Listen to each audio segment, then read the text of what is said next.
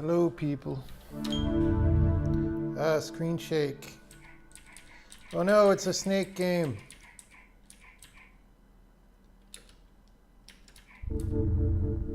Okay.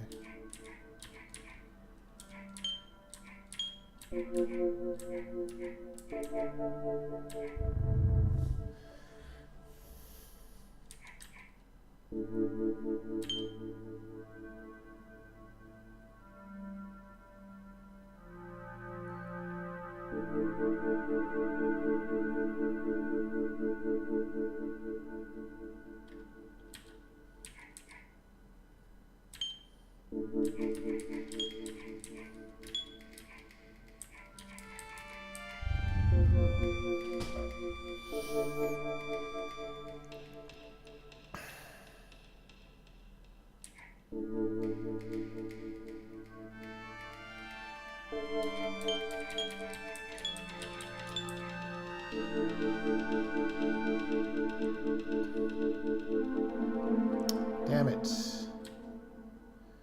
Damn it.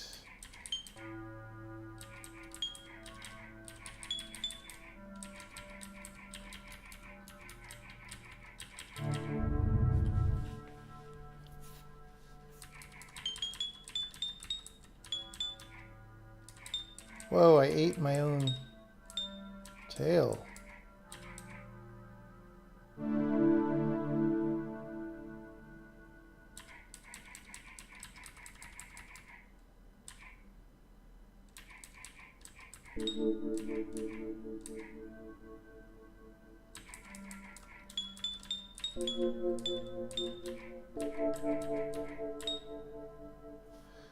So that doesn't,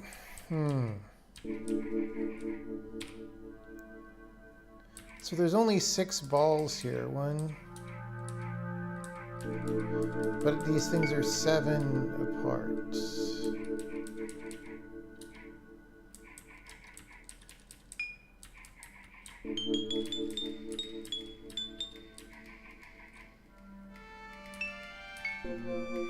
Oh, so I have to leave one.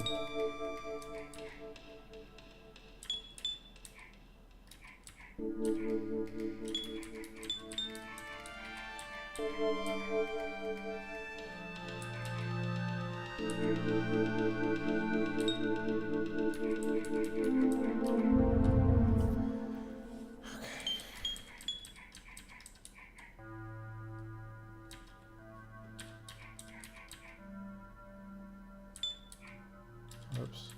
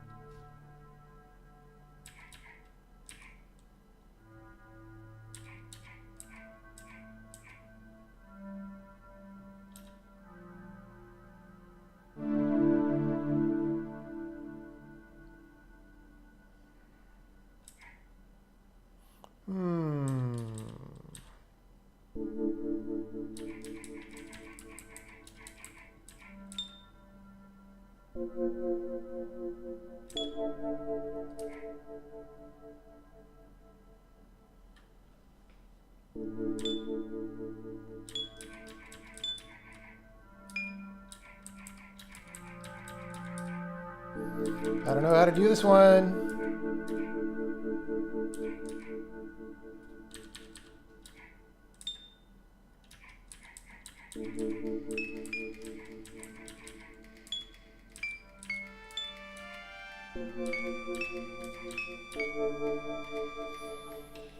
Okay. Oh no.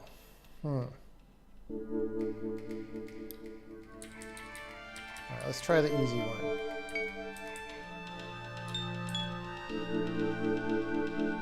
Okay.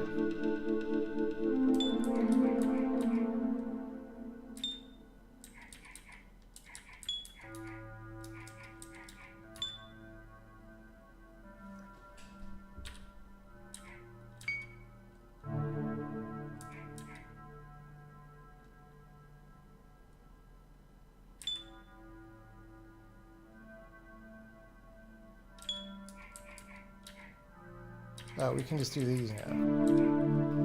Oh no, we can't. It's not long enough.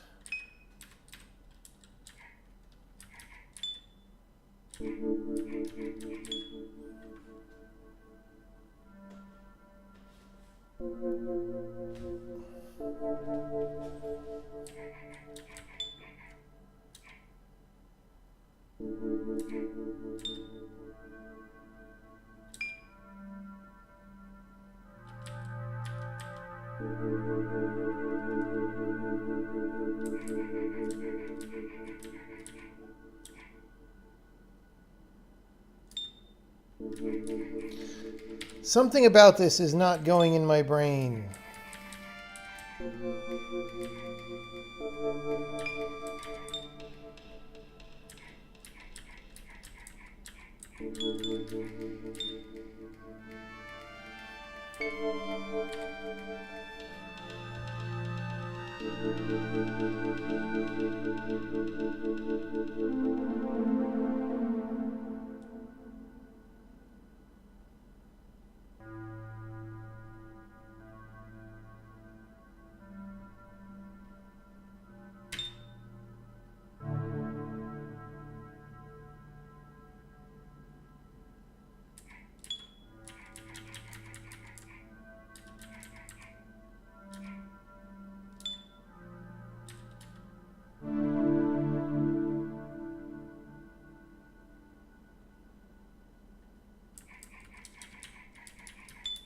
Nope.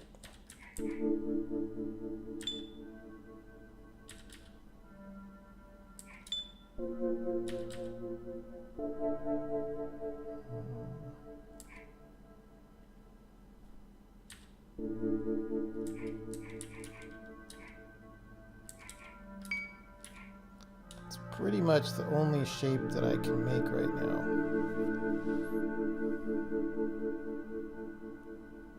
Is the 5. That. So if I can make that shape,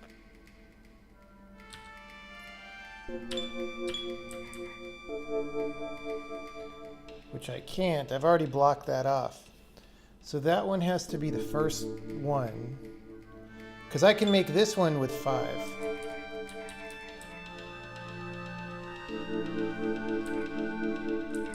Okay, how do I do a middle with 6?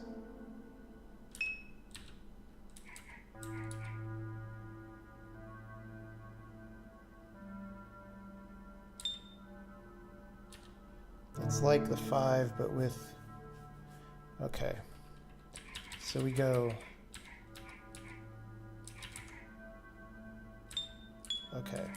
That's a 6. And then we do a 5. And then we finish. See, if you think about the problem, you can win.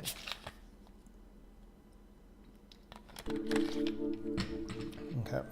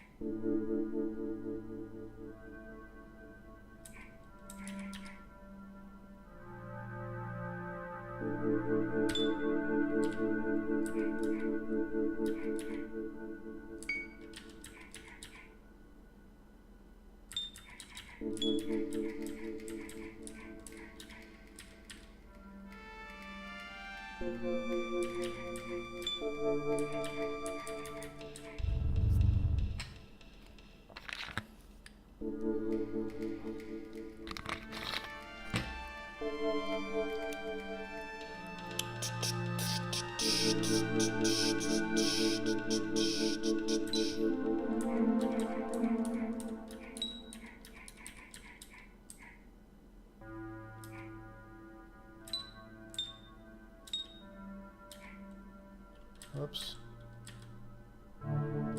Let's see.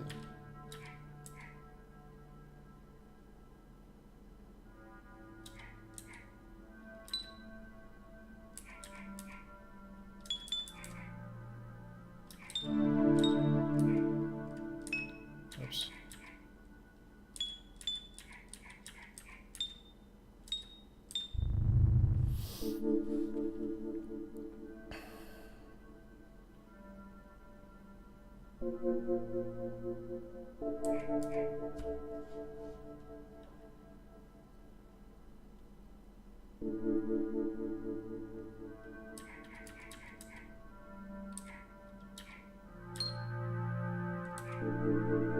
It's the opposite of what I wanted to do.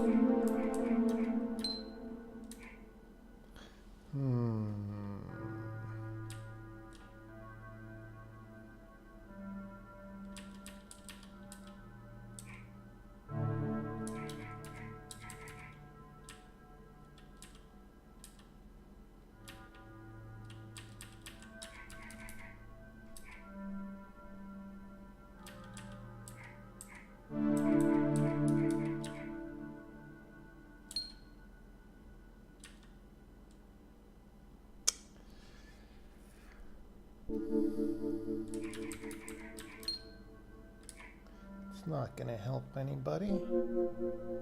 Oh, maybe it will, actually. Let's see.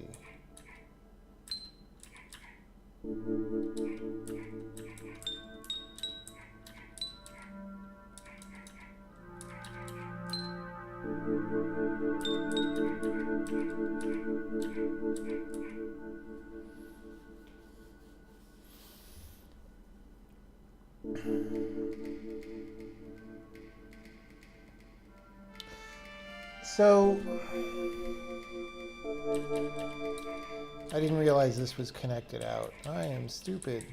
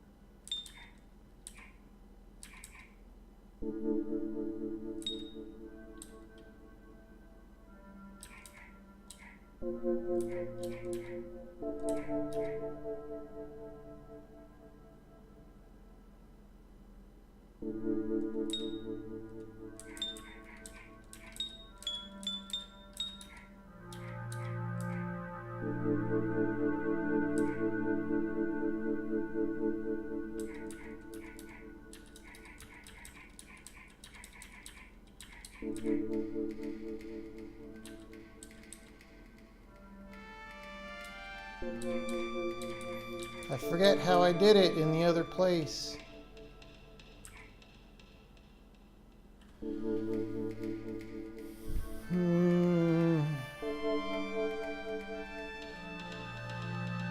Okay, so let's actually think instead of flailing. So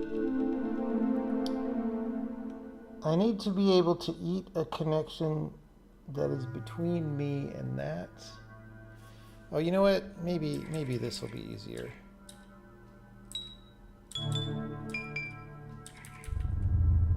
Oh, I didn't even mean to do that. Oops.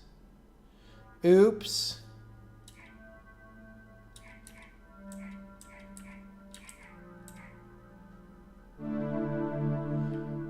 Okay, there's no condition under which... Oh, never mind. I was about to say I could never not make the plus first, but I totally... Or not make the square first, but I totally can.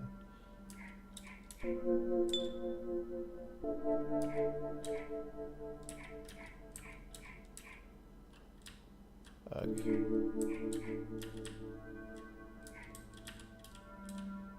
I need to make the square third.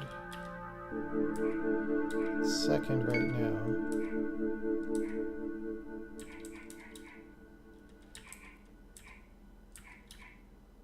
I need to not make it second, because if it's second, I'm hosed. I don't know how to not make it second. Alright, so we do this a different way. We do the 5. And then we just do this. Okay.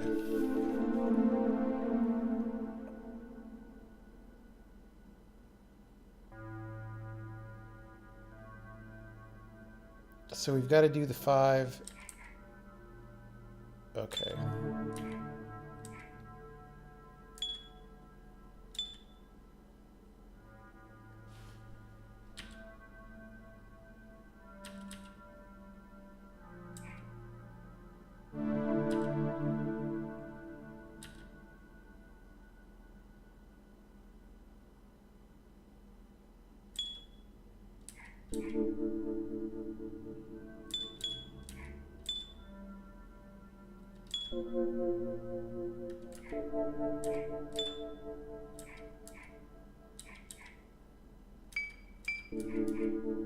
Okay, this level is just annoying. So we've got to like do the 5 and leave the circle there.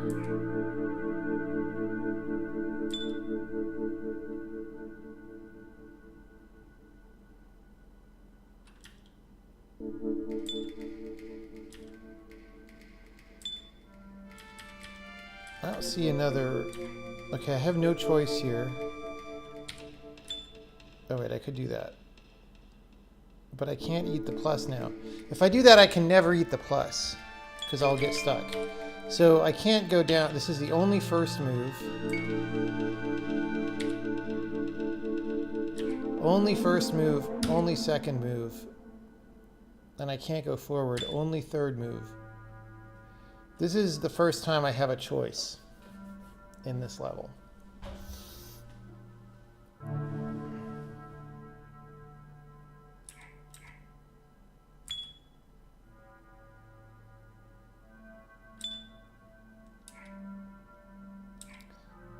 I don't know, I kind of feel like this is like a random ass search.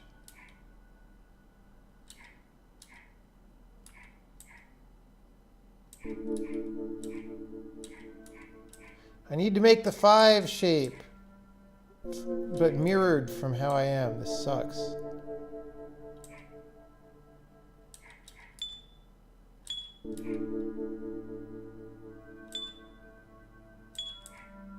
Okay. Well, I don't like this level. This level sucks.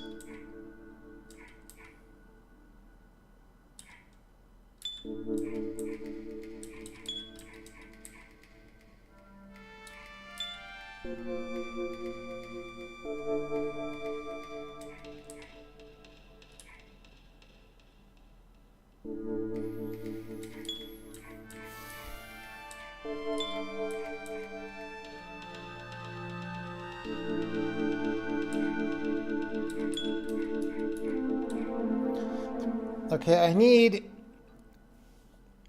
need to make the following snake. I need to swap circle and plus, so it needs to be circle, head, circle, square, plus circle.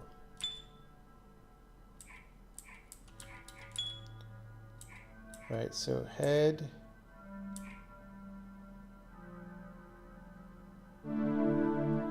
Okay, so what's got to be last? Circle has got to be last.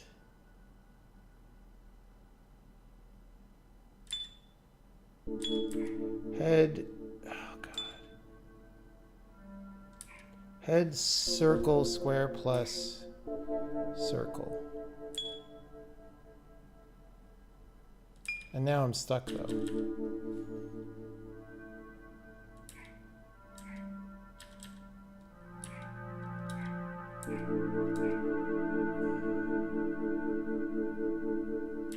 Oh no, it's going to be wrong. Oh, fuck.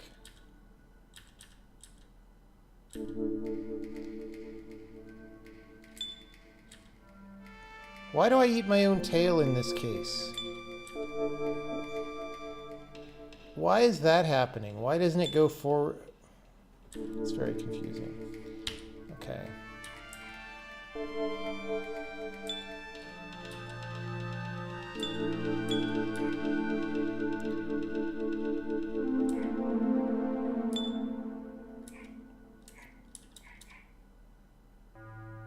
Head, circle, square plus circle.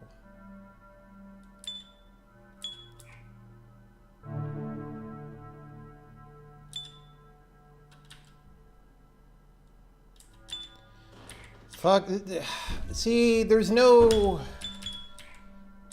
I have no ability to plan in this level. It's just a sliding tile puzzle that I don't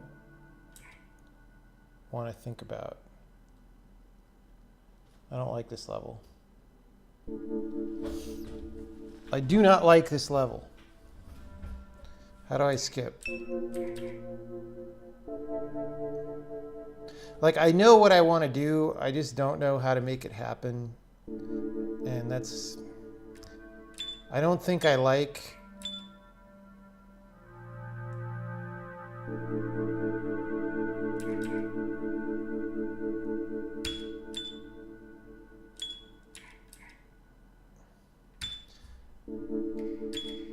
Okay.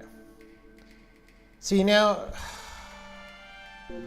I can't get the... Okay.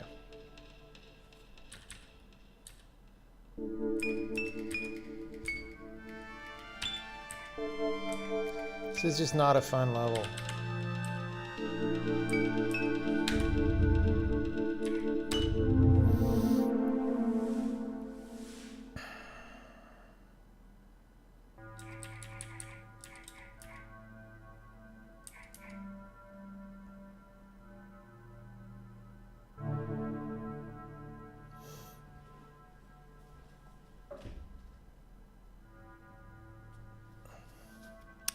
Okay. Square, circle, square, circle. Whoops. Square, circle. So I've got to eat a circle. Okay, before I do anything, I've got to detach a circle, which is just going to involve eating some random stuff. Okay, so if I go there,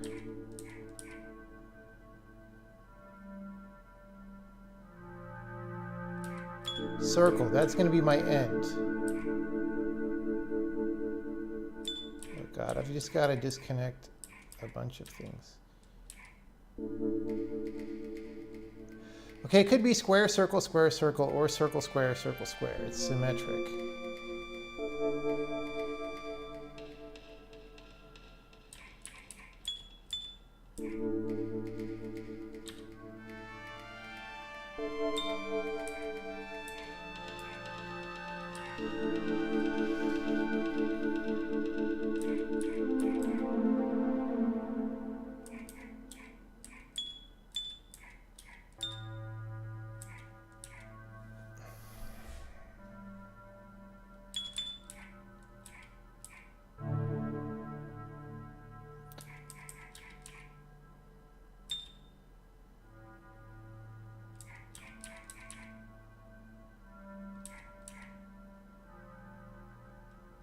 Or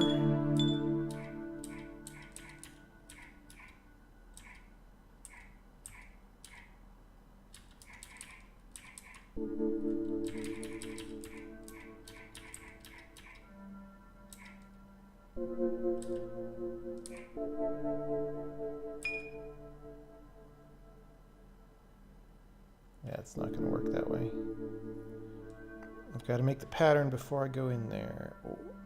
Oh no, wait.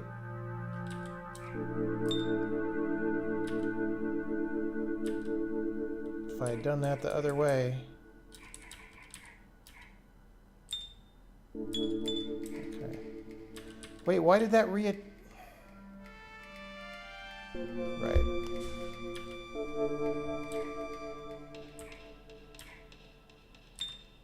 Okay, that's what I wanted to do.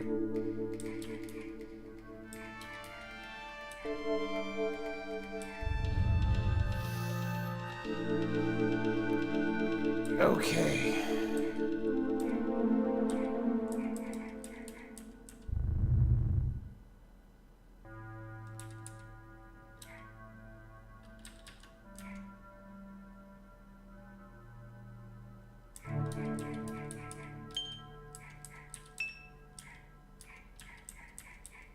Okay, once I attach, I can't detach because I'm not long enough.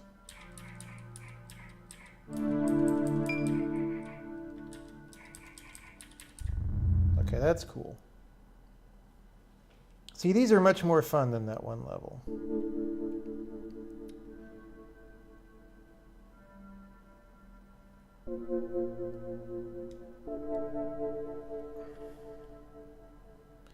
Where do the libraries come from? Well, mostly not the people writing the applications. That's the problem.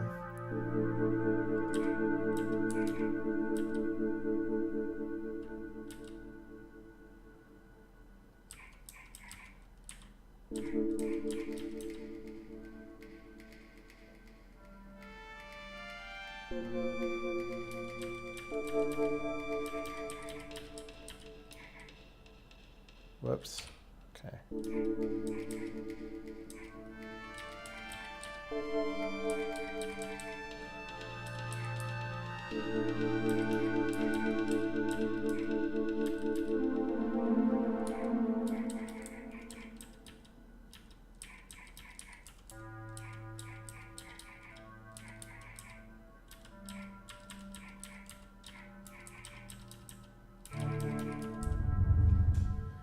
Okay.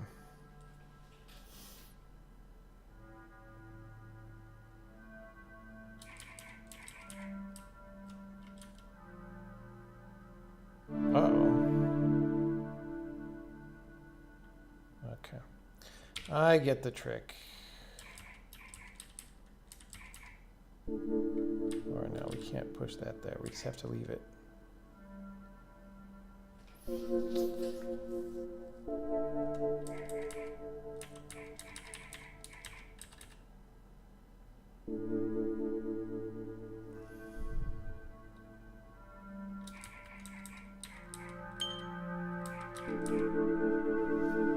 Oh, whoops.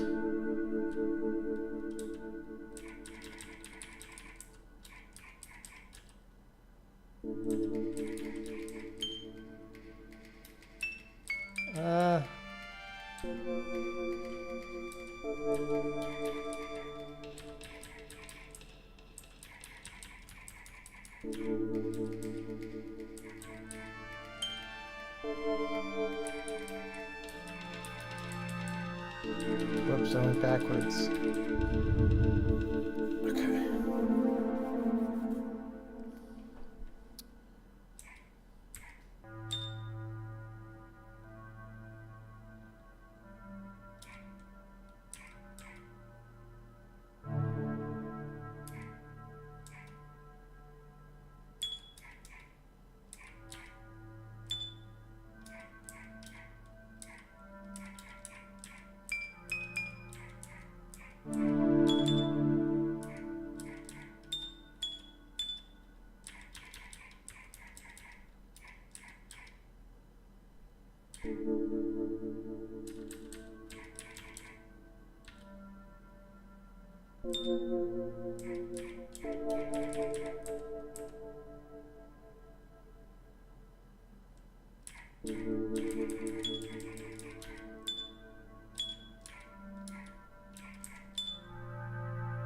Whoops.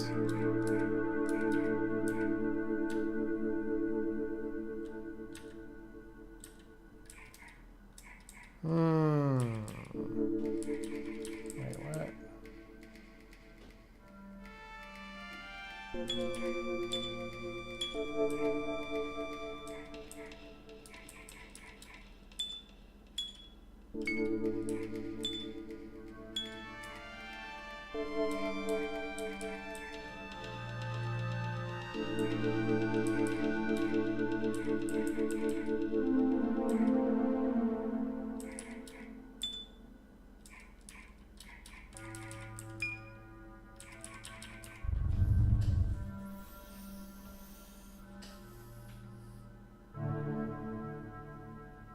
It is now a Sokoban game.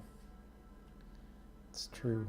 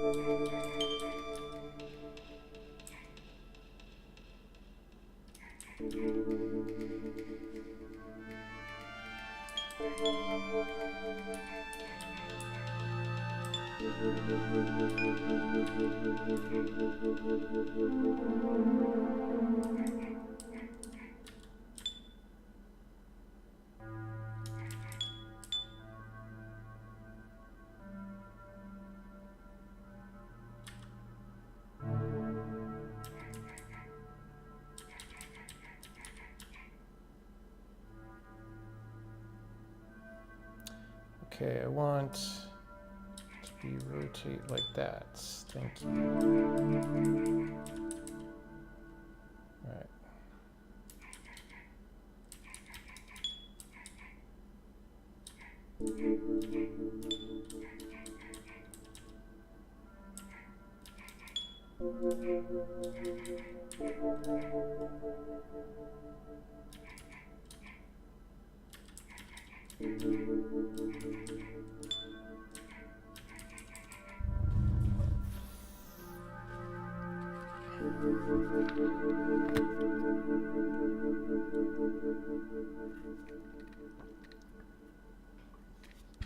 What are my thoughts about having multiple game stores?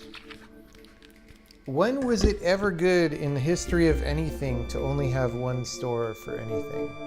When was that ever a good idea?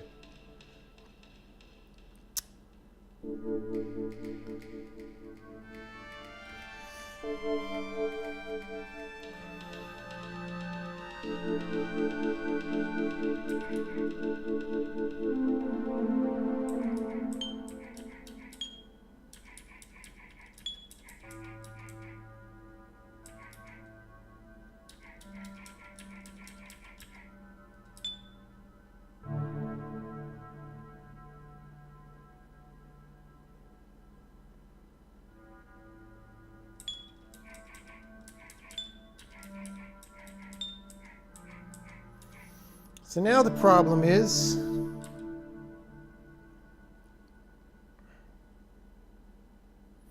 my max length is 4. And I can't eat any... Oh, I guess I can. Okay, never mind. I'm just going to eat all the pluses. Because why not?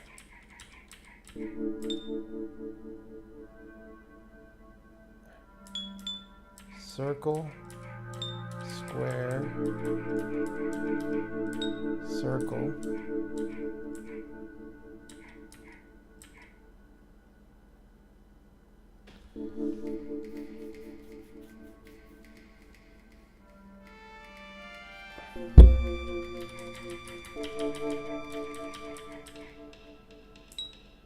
nope.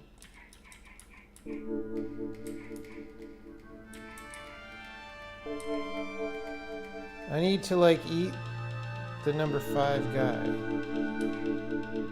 Or eat the number 4 guy.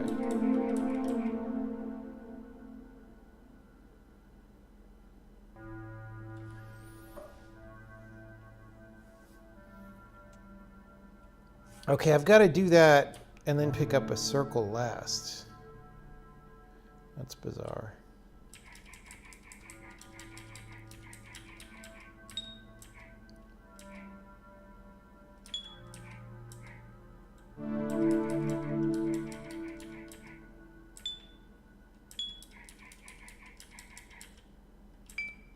Wait, what?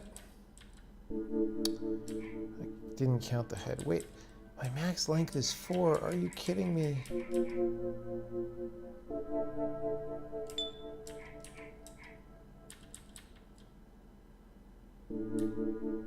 Okay.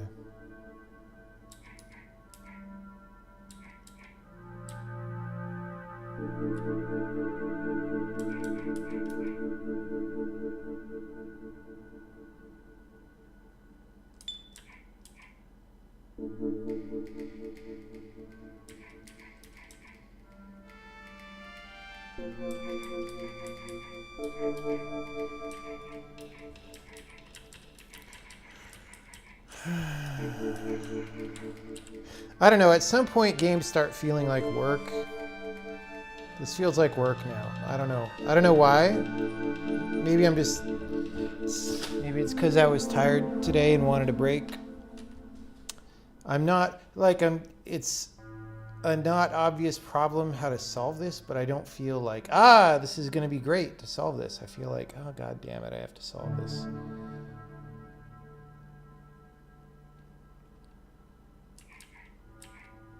It kind of makes me worry about puzzle games. Like, maybe it's just me that feels that way about them, or maybe that's how most people feel about them. I'm just looking at this going like, why? God damn it. Why are you giving me more work to do? Maybe I shouldn't be making puzzle games.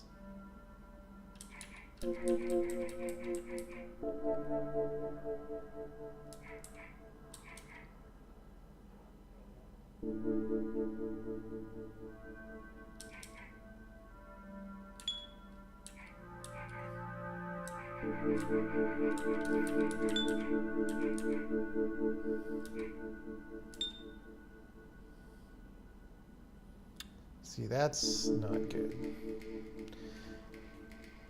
See, if I can do this and cut those off when that other circle is somewhere else. Like if I can get a circle at the end.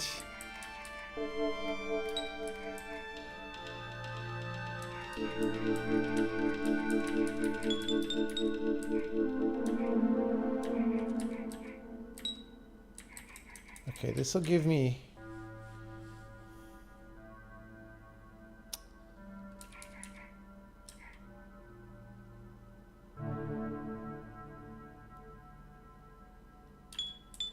nope.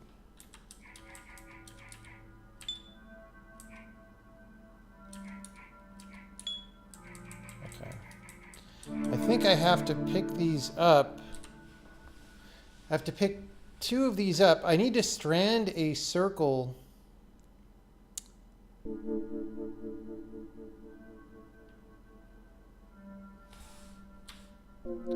I need to strand a circle in the outer loop somewhere in order to solve this.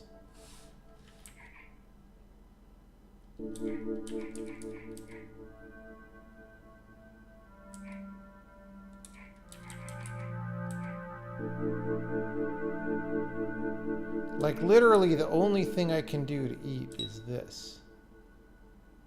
Okay. Now my problem is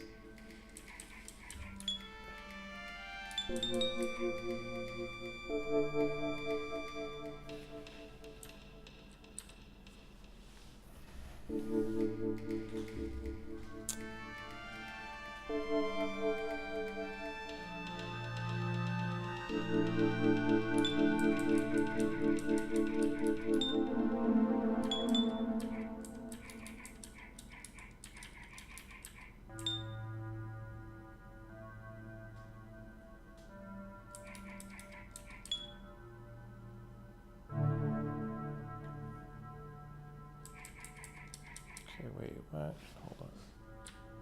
What am I trying to do? I need a circle, square, circle, and then 1 plus that I get from eating that and abandon. I don't know what was stopping me from doing this a long time ago. I'm just not thinking clearly enough. So circle, square, circle, Okay.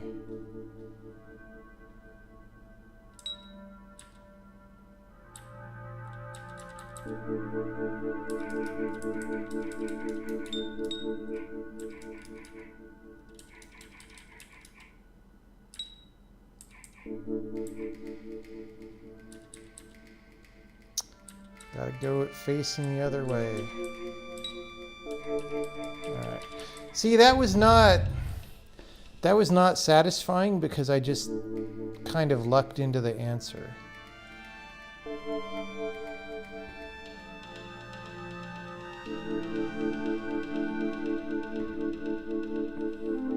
Right, that's the thing is, part of what's making it feel like work is that I don't, from a lot of these levels, I don't feel like I'm learning that much or I'm making interesting observations. The observations are the same every level. It's like, oh, this is the pattern of things that I need to do. And, you know, it changes up a little bit and it's getting more complicated. But already this is like if you want something to feel magical or feel nice, you don't have 8 balls and 8 targets this early in the game. You know what I'm saying? Like, this is so many things to juggle that you almost by definition can't have anything awesome with this many items. Or at least it's hard. I also don't... I mean, there is something weird about this. Okay, I have to eat this and back up. I guess I could have eaten that later.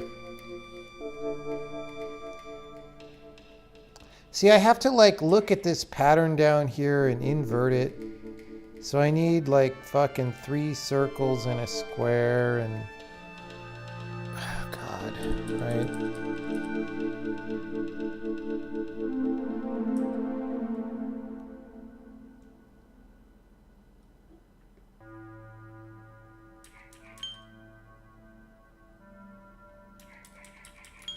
And the problem is, now I've eaten so many things, I can't get that square out. So like, I don't know. Oh, and I can't eat my own tail. Okay, this actually makes this interesting. If there's no place that I could eat my own tail, then it starts being a more constrained puzzle, which is interesting. So the way that I get this is I eat it and then I back up. So I have to have 4 pieces or fewer. And my head needs to be down there. So I need to eat 2 circles.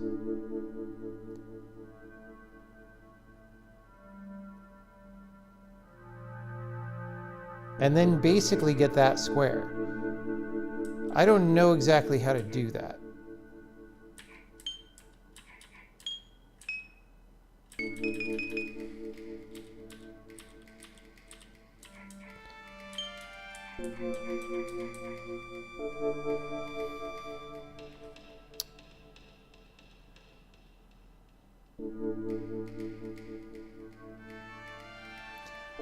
Of course, I may be making an incorrect assumption, but...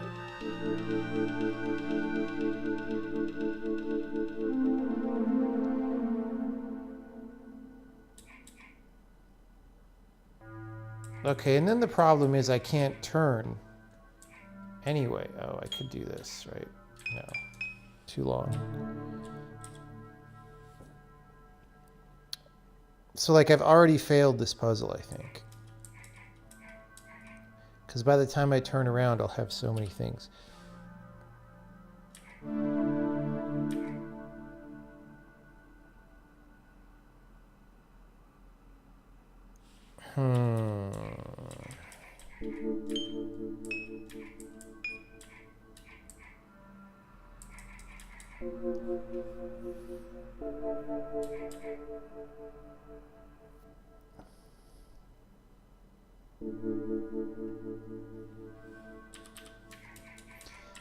I mean, I can just start eating in this pattern. But the problem is, I don't have a way to get that last guy, right? This guy over here is the trick. He is the thing that makes the level hard. So now this is interesting. If all the levels were like this, I might feel happier about the game.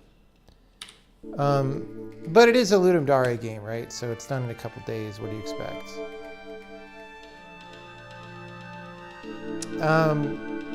Okay.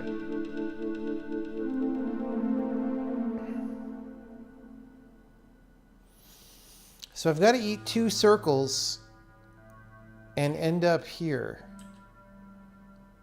So the obvious route that doesn't intersect squares gives me 4 circles, which is too many. I have a backup route.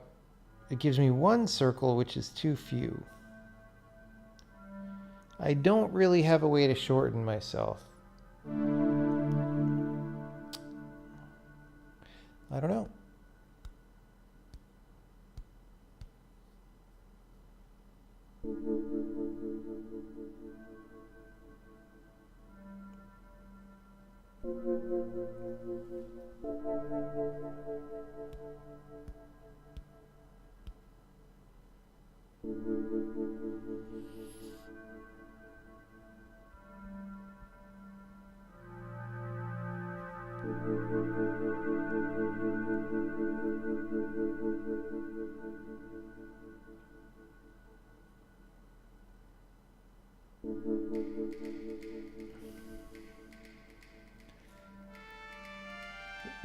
The extra block is for your head. No, I know that. You can't back into it because you'll never pick it up. The point is you have to grab it and then back out because that square is not connected to anything. And if you're too long, you can't back out. The longest you can be before grabbing it is 3 squares. So you have to only have 3 circles before you eat that square, as nearly as I could tell. And the problem is that doesn't look possible.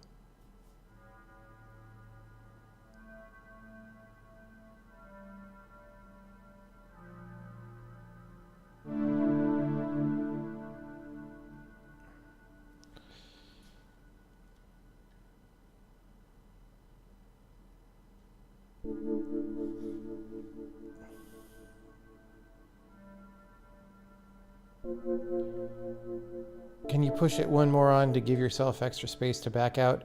That doesn't matter. It doesn't matter if that's pushed in or not, actually. Because you could just go an extra square if you wanted to. Right? Like whether it's pushed or not, you can always walk into that square. So that doesn't...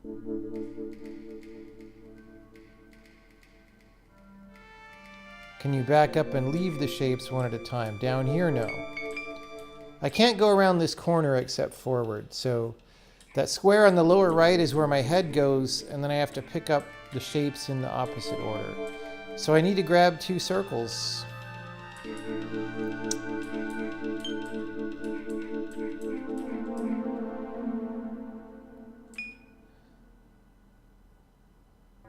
Okay, hold on.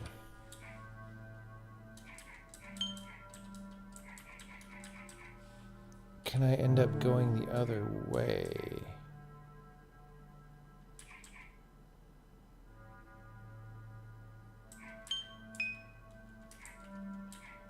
I always end up... Okay. Okay. Right, this is a possibility I had not considered. Okay, so now I see how to get the 3 circles. I go here. I go here. I mean, this might be bad for later, but I push those guys out of the way, right? So now I can loop.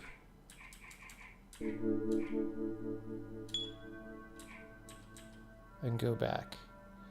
So now I need circle, circle, square, square, which I can do. Oh no, and now I'm eating my... What? I thought I wasn't long. Oh, because. Okay.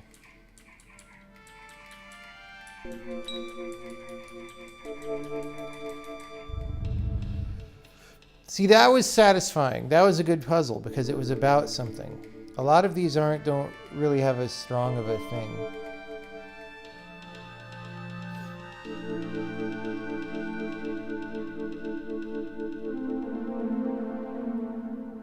If all the puzzles were that good, I would like them.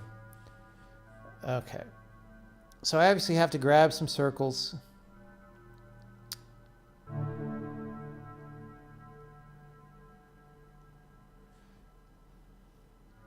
I have to push a plus in. That's obnoxious. Okay, so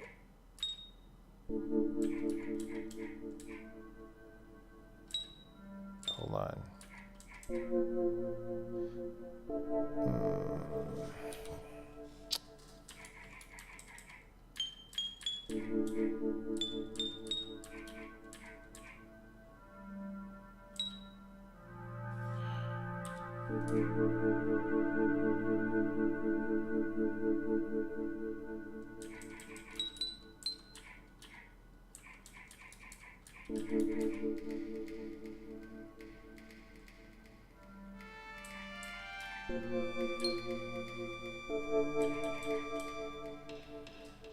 Oh, but I can't.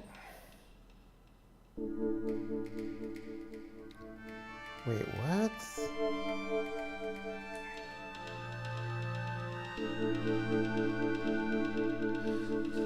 I just have to be 3 long. I have to be... The only way to solve this is head plus plus.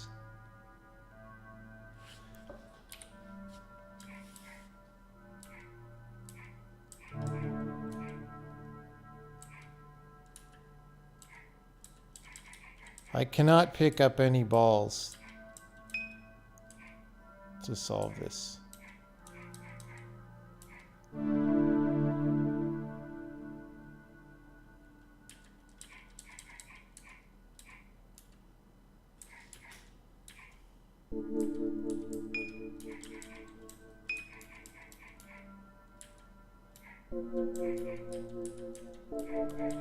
I am totally making a mess here. Okay. So I've got to like poke some of these things into corners to get rid of them. So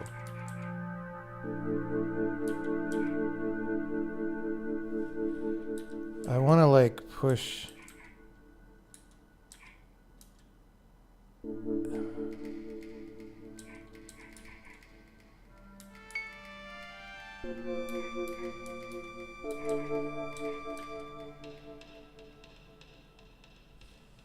That is not helping.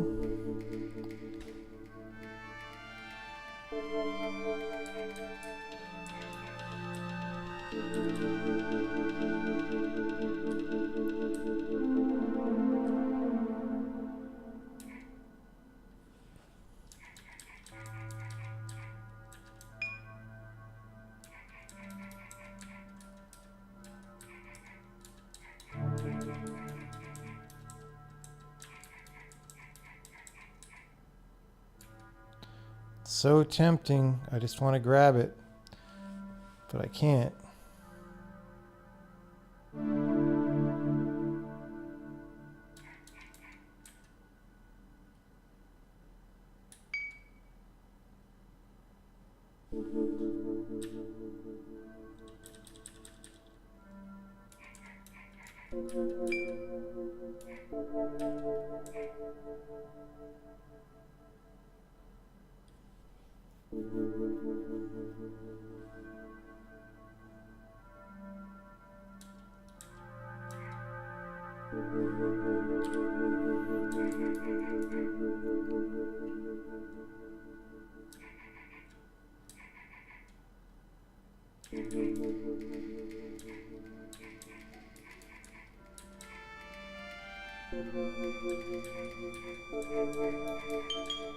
Whoops. Okay, see, I just kind of stumbled into that. That wasn't... I mean, it was good that I had to figure out what the constraint was, but then I just kind of stumbled into the answer. This is not good.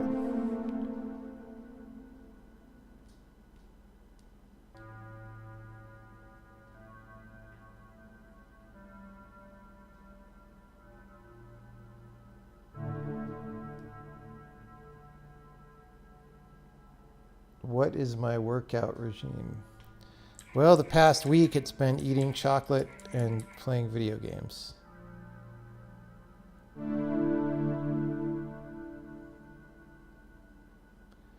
I don't get it.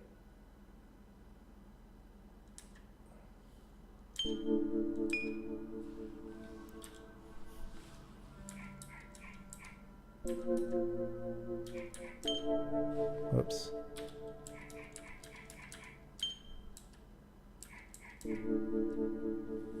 Okay.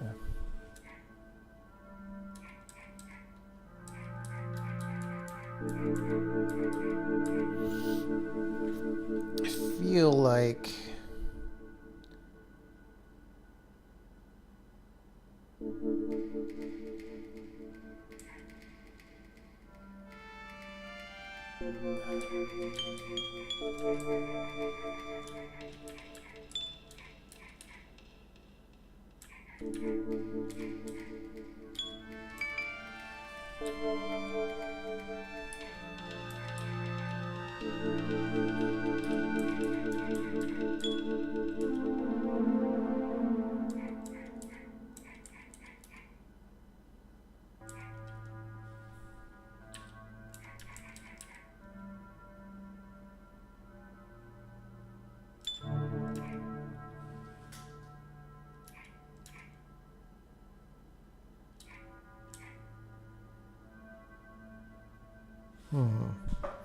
it's obviously made for me to pick these up in the other order, so like...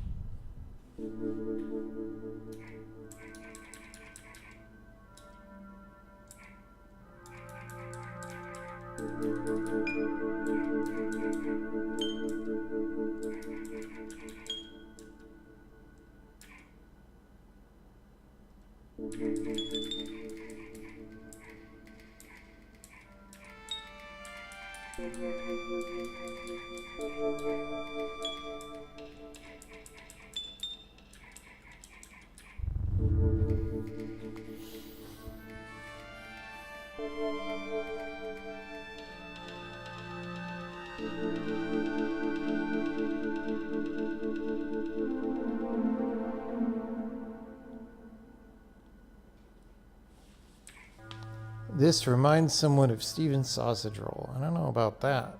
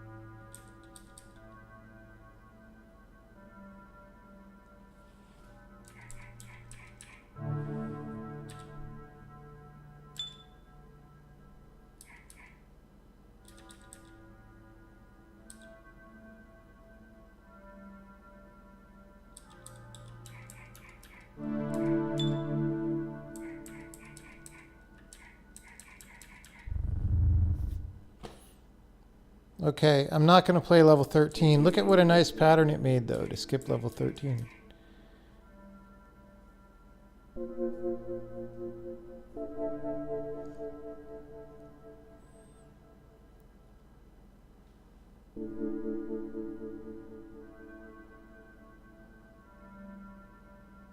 What was wrong with 13? It's not a very fun puzzle, in my opinion.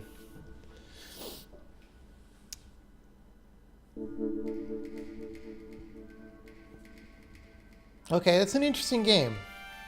I mean, if that was made in 2 days or whatever, that's pretty good for 2 days.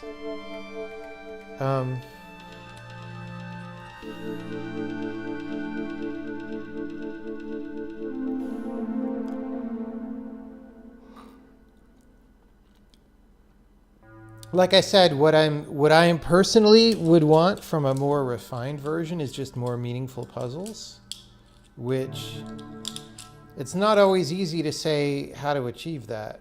I'm not sure if that can be done with the current mechanics. Maybe it can, or maybe they have to be expanded a little bit. I don't know.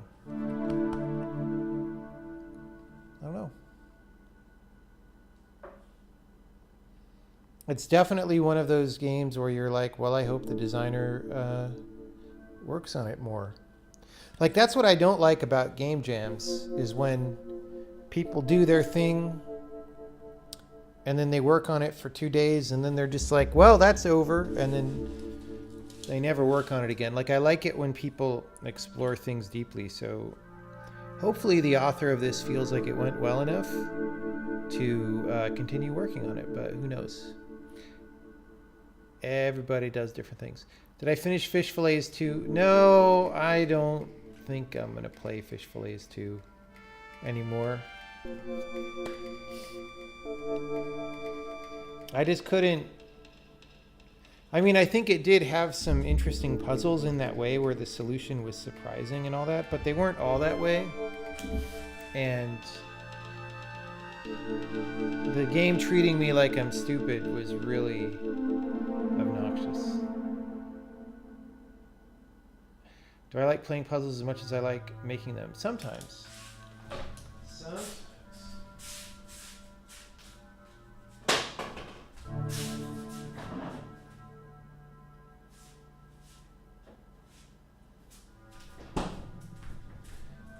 Someone is asking, what now? Well, I think we turn this from a gaming stream back to a development stream. I think we go join the Infinity War once again. Hey, look, there's programming back here. Sort of.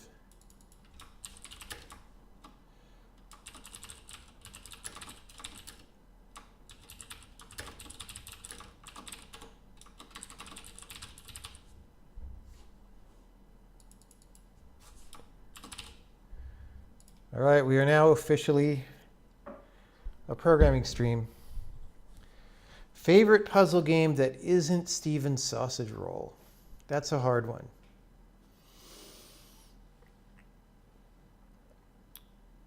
Like, do you mean favorite by modern standards or favorite historically when it came out? Favorite historically when it came out was Trinity, the Infocom game by Brian Moriarty. But, you know, I mean, none of those text adventures are really very playable by modern standards. So if I were to try to pick something from today, I mean, Trinity is really old, right? It's like mid-1980s.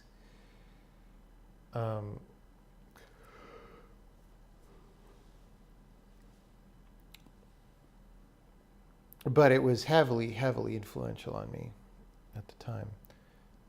Favorite puzzle game of today that isn't Steven's Sausage Roll? I mean, do you count Zachtronics games? Let me go look at my Steam curator list. Maybe that'll remind me.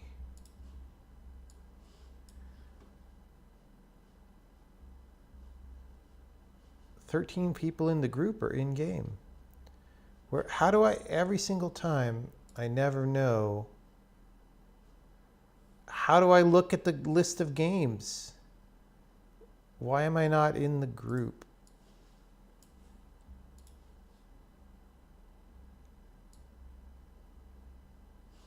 All right. How do I... Like, why is the Steam interface so... I just want to see the list of the games.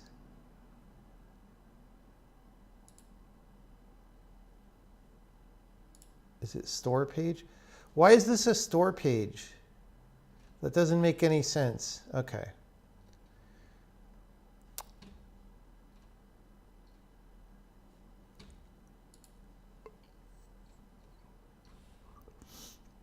Mm-hmm.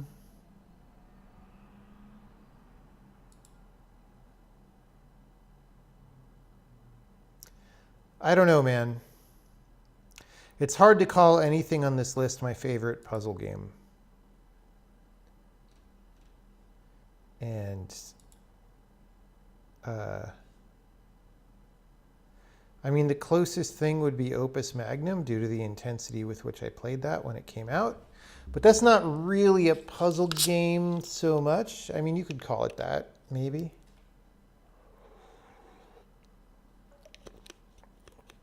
They don't care about the web UI, just big screen. Does anyone use big screen?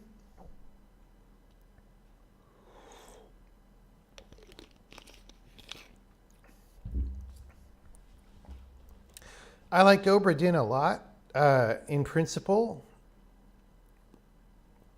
The interface is very frustrating, though, and I think that the art style works against the game design. So I can't really... Like, the art style is more of an affectation than something that helps with the game design. And so I don't totally, you know. I think it's a good game. I also wish I could run and slide like in Call of Duty. Like, that's...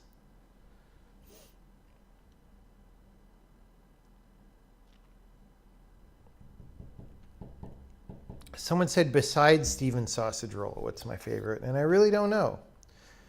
I mean, Steven Sausage Roll is a clear answer to that question.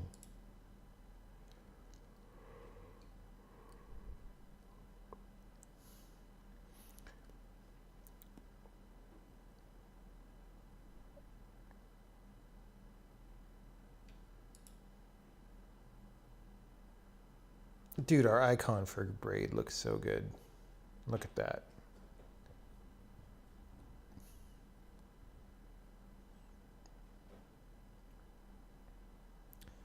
How is Steven Sausage Roll superior? Why don't you play it and find out?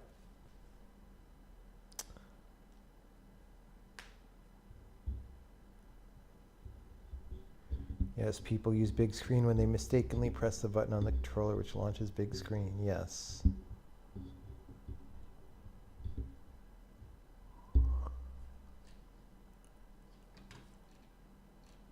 Yes, indeed. That is what happens.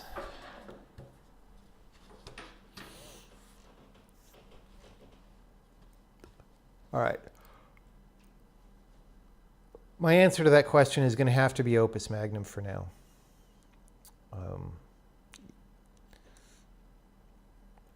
Even though that's sort of more of a programming game than a puzzle game, because actually solving the puzzles is pretty easy.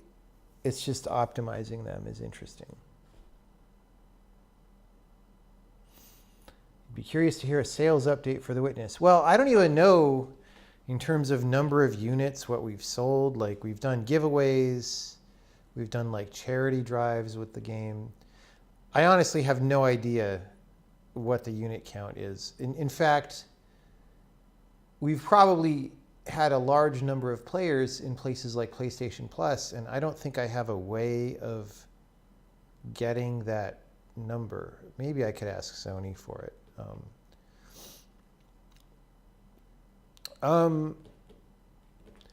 But you know, we're in that phase of development where we're doing that kind of thing. We did like PlayStation Plus, we did free game on the Epic Store, and you know, we get paid a decent amount for those sorts of things, and we get lots of new players. Like if you go on Twitch right now, I bet I went on this afternoon and there were lots of people playing the game, right? So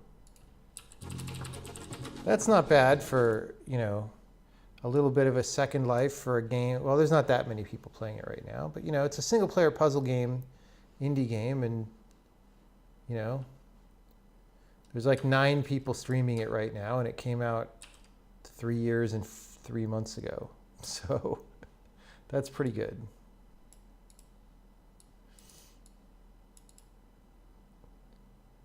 How many people claimed it on Epic Game Store?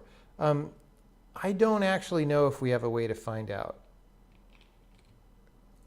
You know, we haven't been working with Epic very long, and I don't like to bug them about things that aren't important because they're really busy right now because they're just launching the store and doing all this stuff. So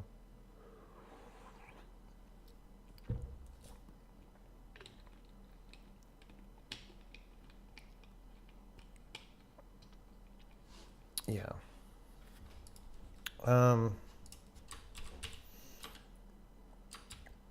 And you know, anytime you do like a free game giveaway like that, there's probably lots of people who wanted to download it while it's free and who haven't played it yet, right? So you could imagine some of those people will never play the game, but a lot of them will try it in a week or 2 weeks or a month or next year. So that's all good. All right, Infinity War time. Since we spent yesterday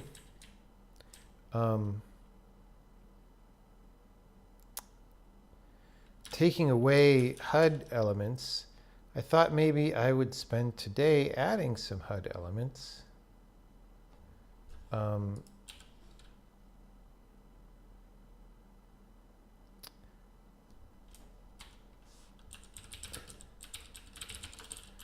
Like for on-screen prompts that happen.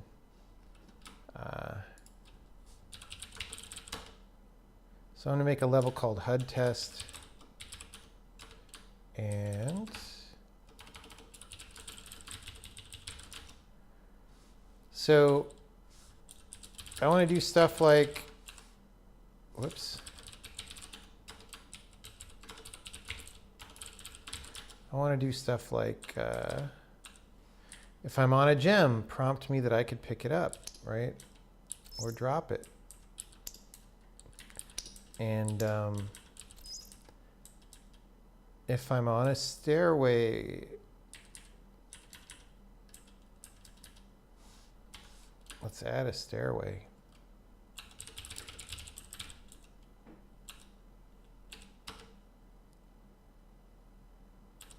And in fact, we're going to have to make this a multi-level situation. So we're going to put an upstairs here, and then we'll add a lower level.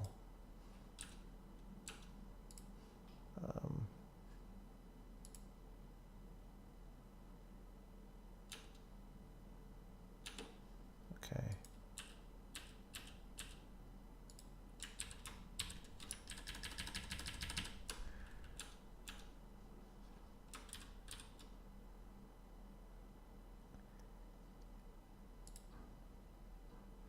So the way it knows it's multi-level is if we set these IDs 1161. Whoops.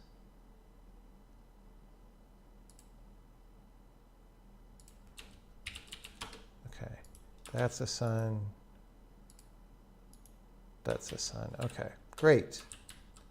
Great. So then we're defining like what are the z values of the underground land that's underneath the water, and I guess those are reasonable defaults. They go -5 to -10. So if I go here and get an underground guy, right? And put that at z equals -10. Okay. So now I should be able to go here. There we go. There's nothing else downstairs, but we just want to be able to walk around and try out the thing.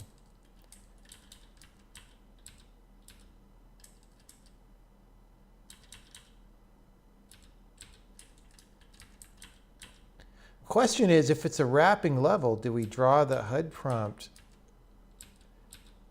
every time? I guess we do. That's kind of funny.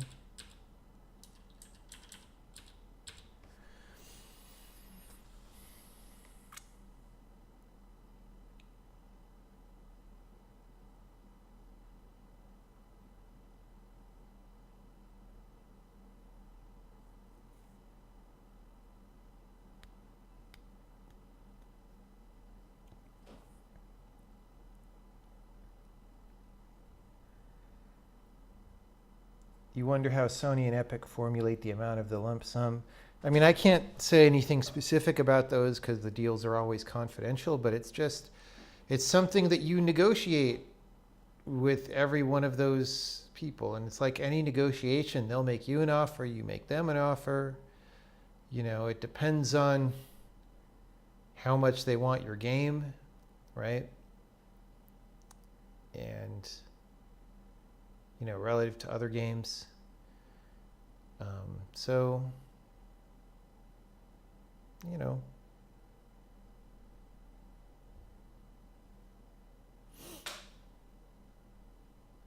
Okay, so we're going to just make a new little HUD area. And first we're going to do the detection of things. Okay, there's three cases. Is there a gem? Is there a slot that I could put gems in? And is there a stairway?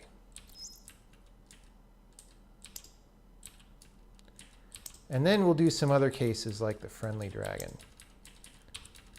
Okay. And we'll just printf at first. We won't, because whenever you're trying to put stuff on the screen, that's like fraught with peril. So I just want to do a constant running printf of like what the situation is, and we'll make sure that's correct, and then we'll do the part where we get it on screen. Okay, so we want to detect, I could pick up a gem, or I can drop a gem because I'm on a slot that has no gem.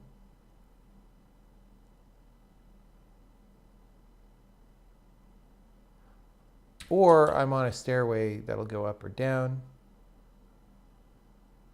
Or, okay, let's get the friendly dragon here.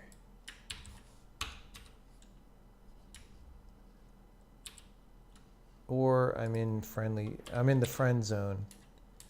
If I'm in the friend zone here, then I could pick him up and drop him.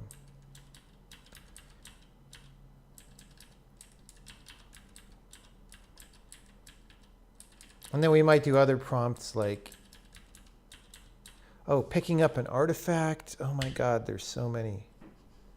Picking up an artifact.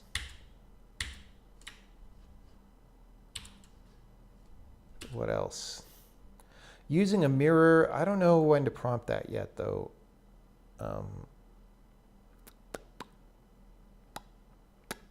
Switching characters. That's maybe a custom one that we will do the first time we have character switching.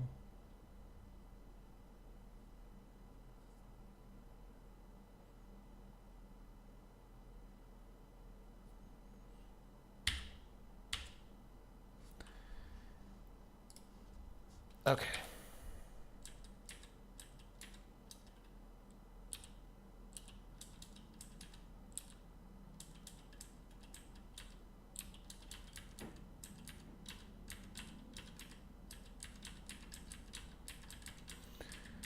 Okay, so let's just go to the HUD file and write down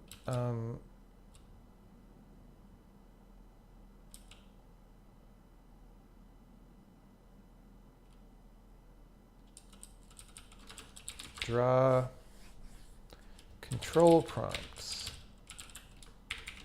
Okay.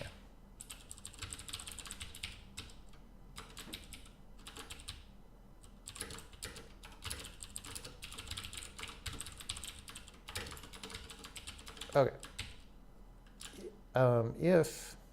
So we want to detect take gem, put gem into slot, go upstairs, downstairs, take artifact, drag in follow or unfollow.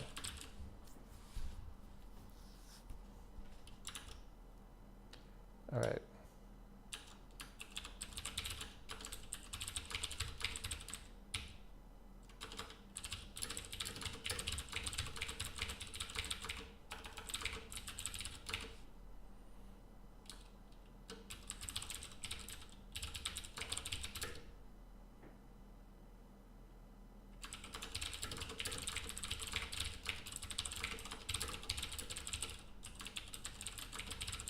We already figured that out? No. So we just get whoever the active character is. We say find gem and slot at position.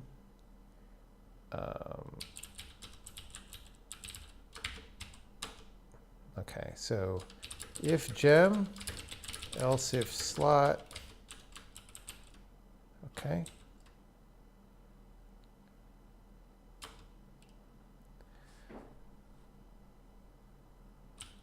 Print take gem.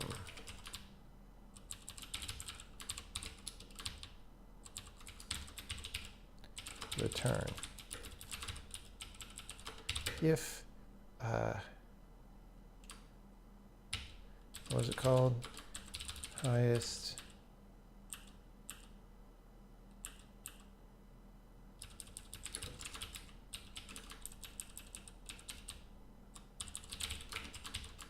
if gem place gem. Okay. Next,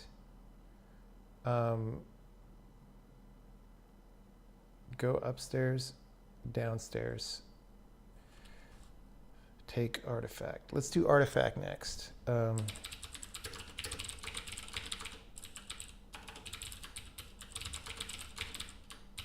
Find type at.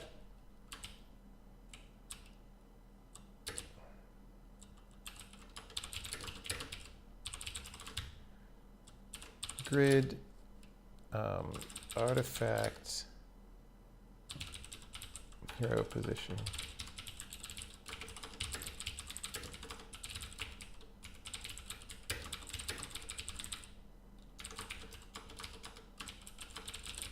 Okay.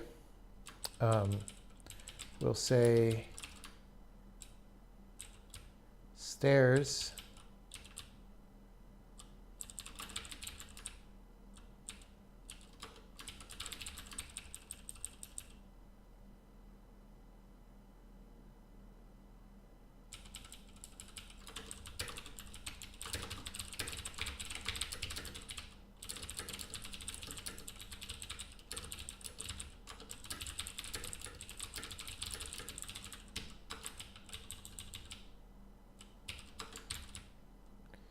Okay.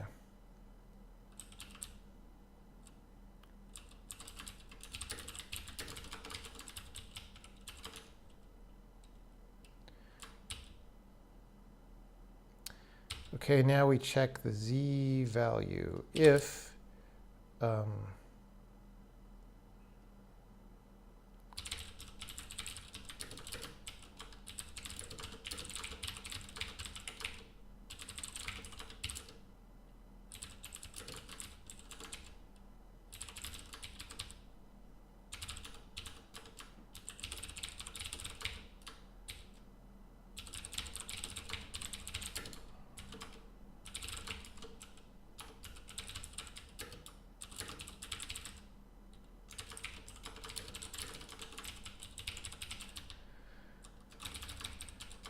Okay, so depending on which level we're on, we say, are we going to go upstairs or downstairs?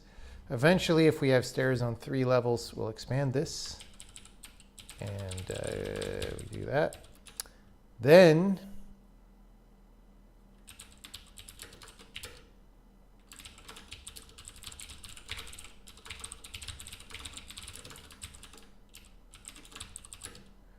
should I just say get?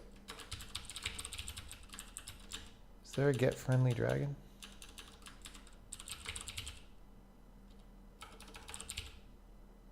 Yeah.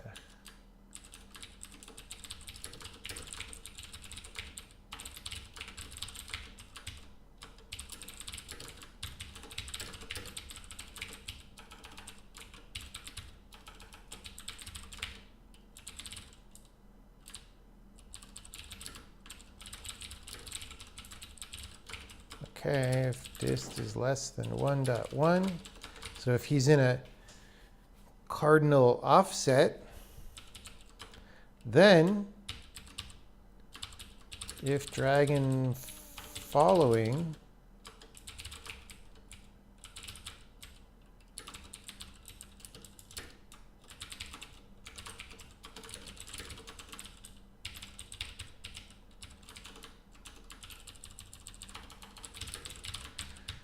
okay.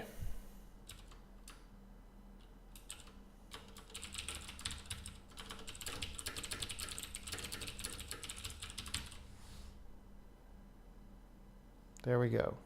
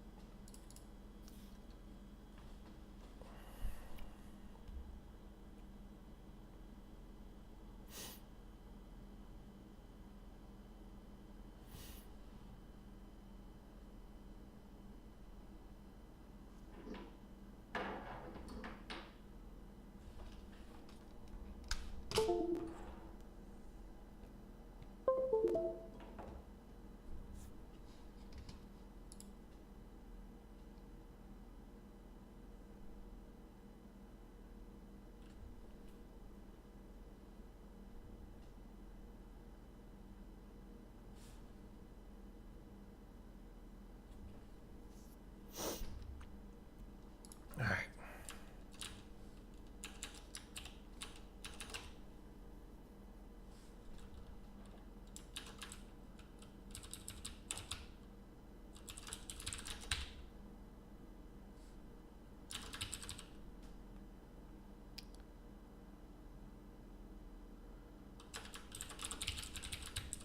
Staying.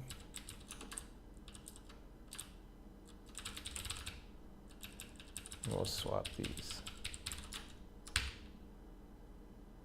All right.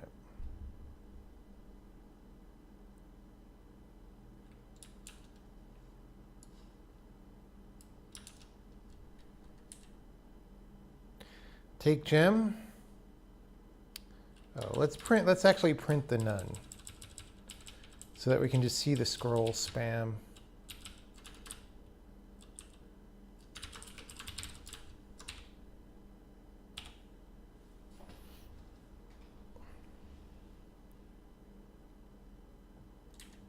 Take gem, nothing. We took the gem, now it's nothing. Place gem, take gem. Place gem, nothing. Go downstairs. Go upstairs. Take artifact, nothing. Dragon come along. Dragon stay. All right, well that all worked. So next, we actually draw something on the screen. Do I work exclusively on the compiler during the day? No, I just do whatever I think needs to be worked on at the time.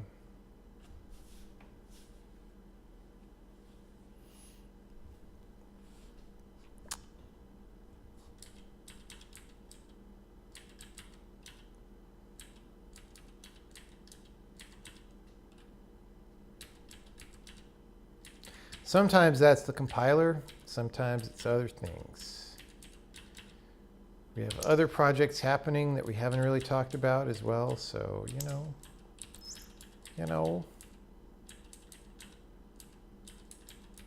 All right.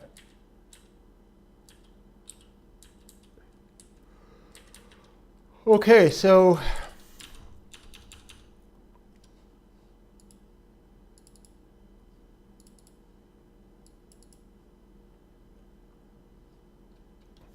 I just want to draw like a random bitmap.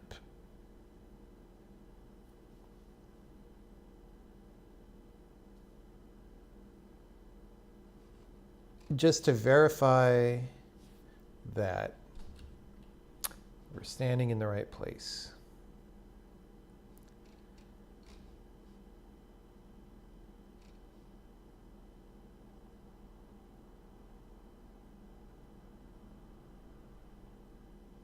I should go through and delete most of these at some point.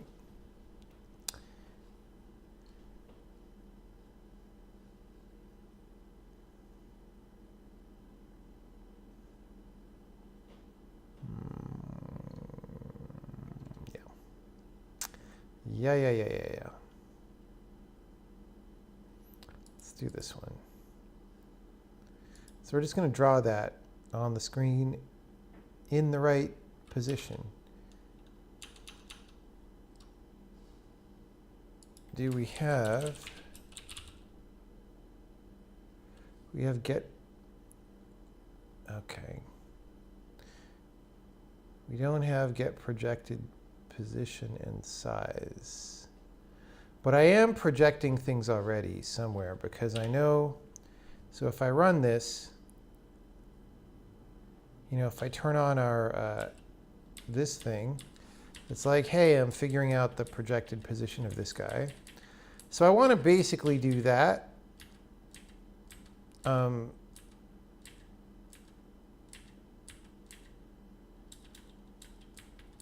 But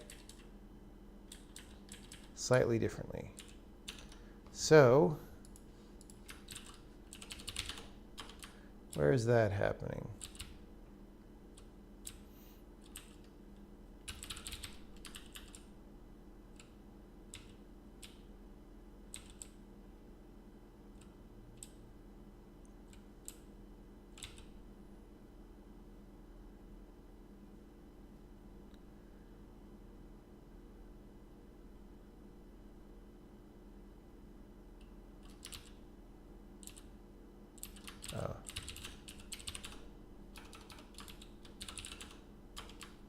Like here.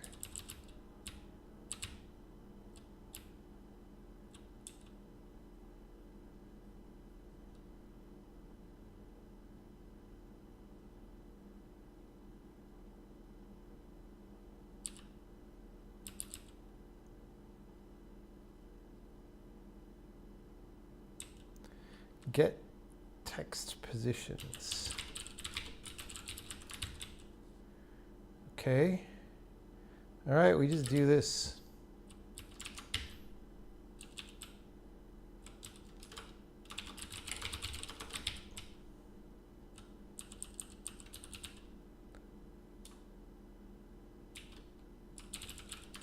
Get control prompt positions, we'll call it.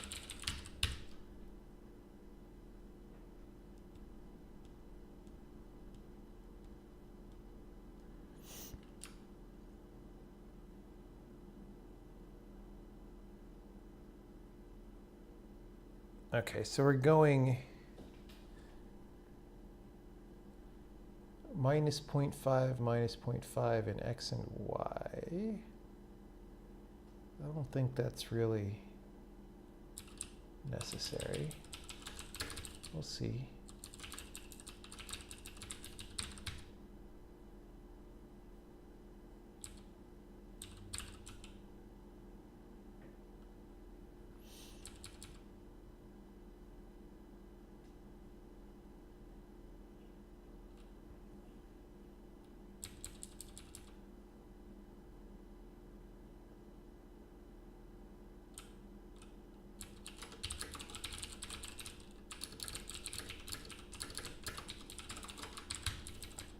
Guard against the divide by 0 there.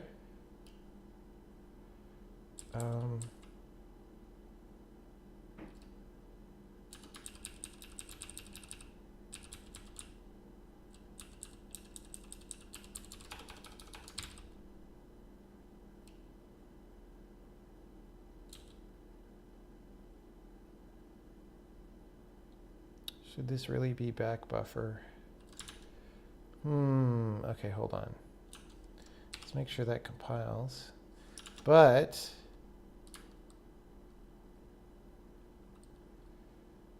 do these draw in the right place?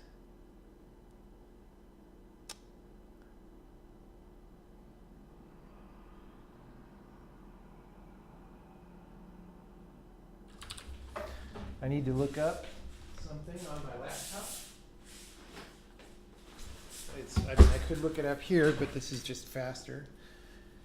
Like on the laptop, I draw with the back buffer at a lower resolution than the front buffer. And I think it's called fixed underscore 1080p, but I just want to know for sure. Yes. So if I go into local,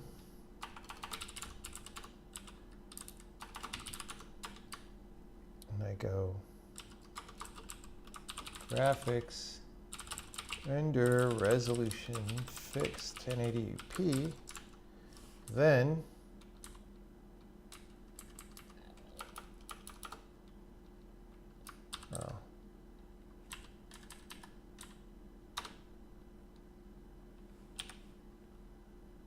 we'll see if these show up in the right place. I suspect they may not. No, they do. Okay. So I guess back buffer is the right thing in that case. Okay. Get control prompt positions. And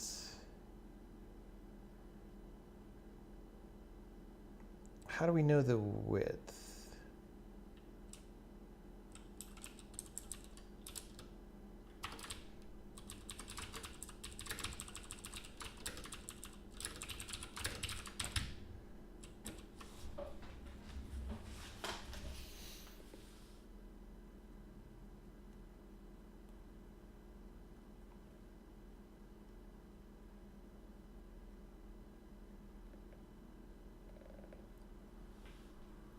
So I could either take 2 points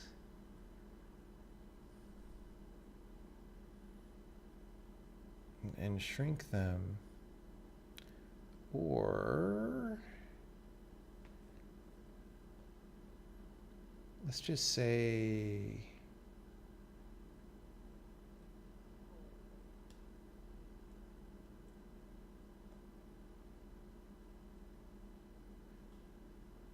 I think we just go 1 over W, right?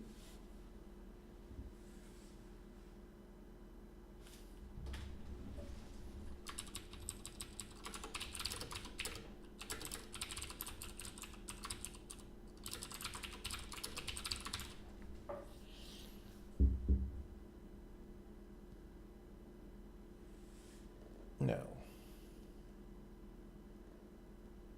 That's not right.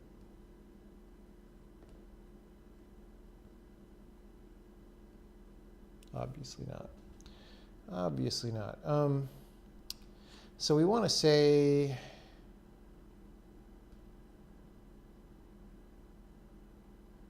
I'm too tired to start thinking about the projection transform.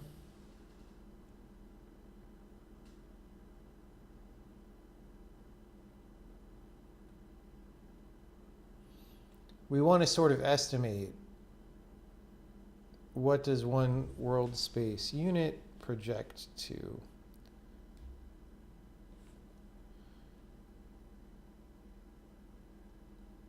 So it's like,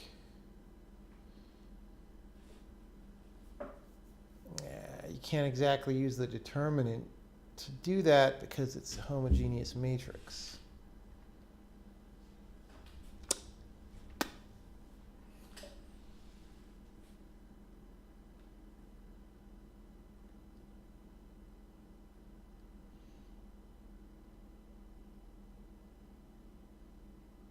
Homogeneous matrix.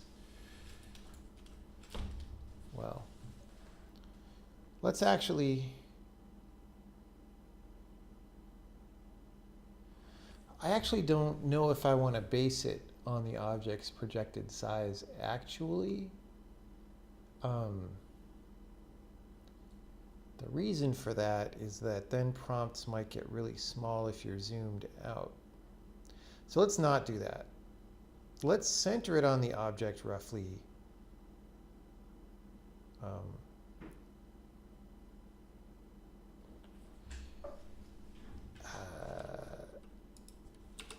But upward in the air a little bit. This is going to take a lot of finagling to be nice. So we're going to do that, but then we're going to use screen space coordinates because I'm not convinced it's a good idea to do that. Okay.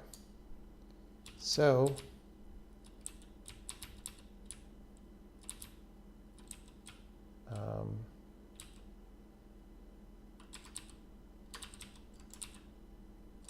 okay.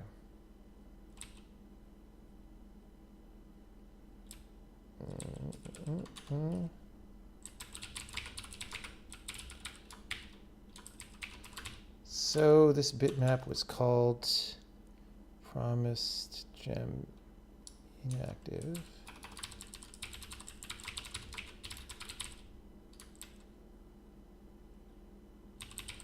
And we'll call this one gem slot. And then, you know what, I'm just going to pick other things.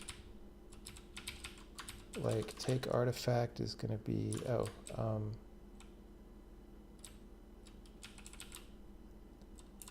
gem slot. Artifact is going to be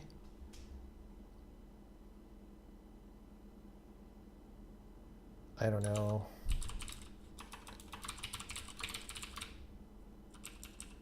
We're just drawing bitmaps.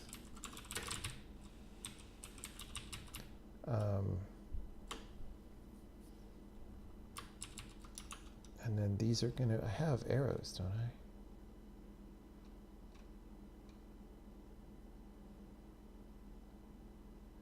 I? I have ocean arrow, but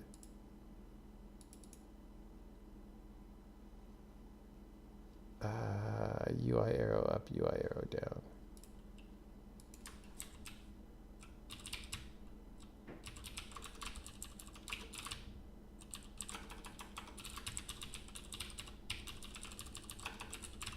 Okay.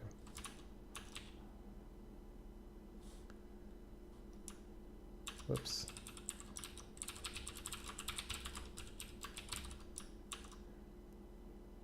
Okay, so active HUD prompt.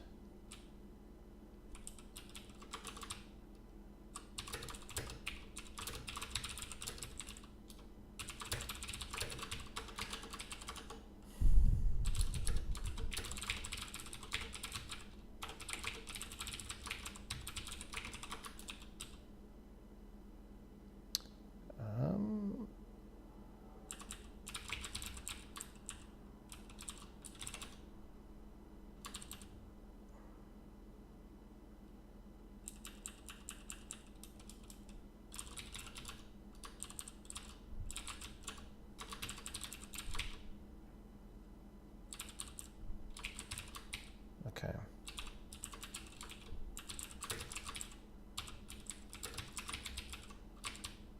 Do this.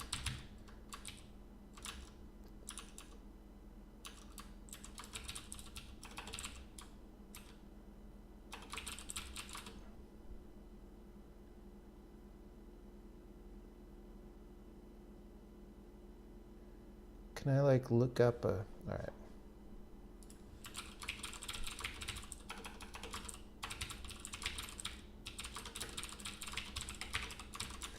And then flush, we say immediate flush. We're gonna draw here, and we're gonna get the texture.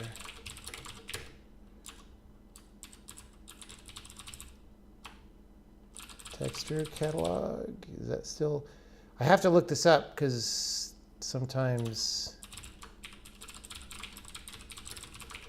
people change things and I don't know. All right, so we find the texture map. We set that as a diffuse texture. We draw a quad.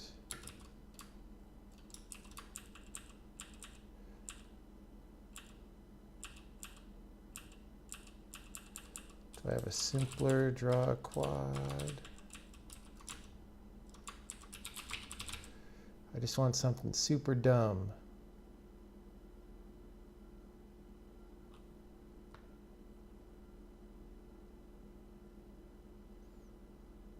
Nope.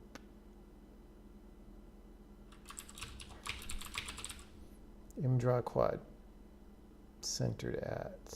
That's in a file that is not being used. Okay. Wait, really? I only have... Okay, I guess we're in 2D here.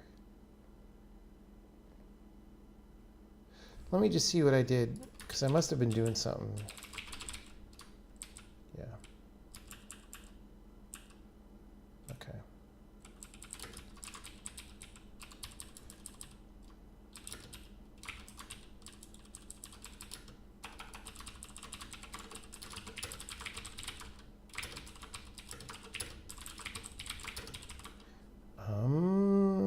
W is back buffer dot width, actually dot height times O.04.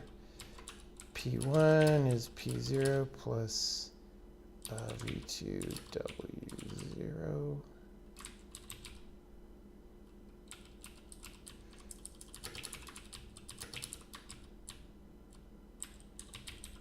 P2 WW P3.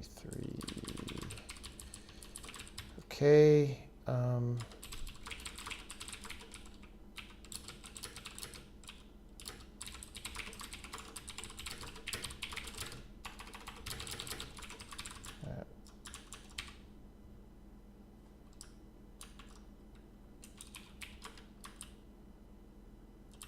It's called E.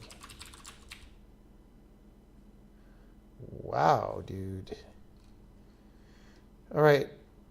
Set texture, diffuse texture, comma texture map.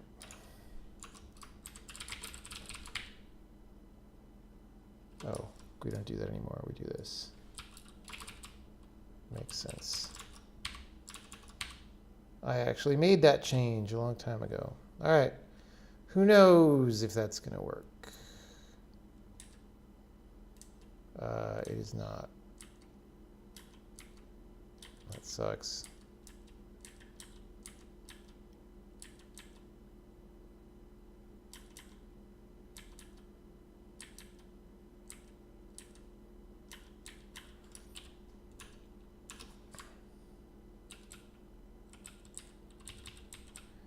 We haven't done.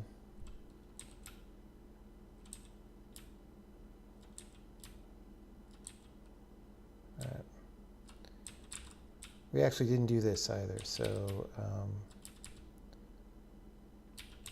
we'll just do these for now. So, well,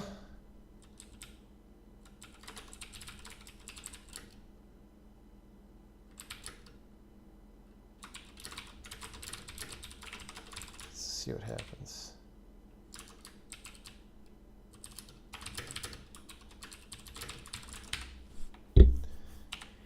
Always, when you try to put something on the screen, it could be a bummer. Wow, why are we at 16,000, 32,000? What is going on?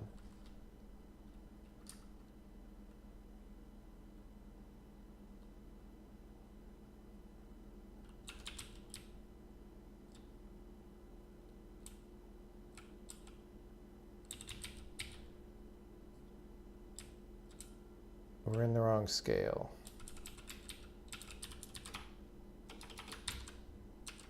Let's try this.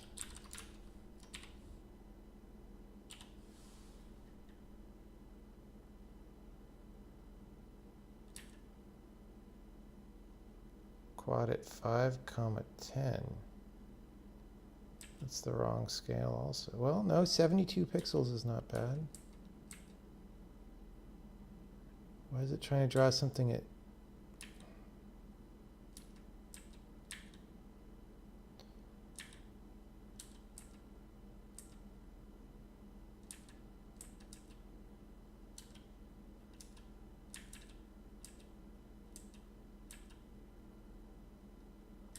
These are like approximately worlds.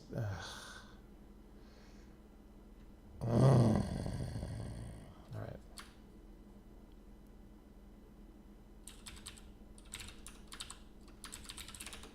So we had a bunch of code over here that scale display width. Okay.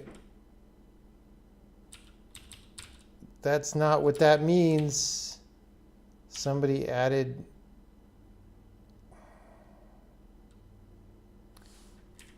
unit scale and display width are different things. Fucking what's going on?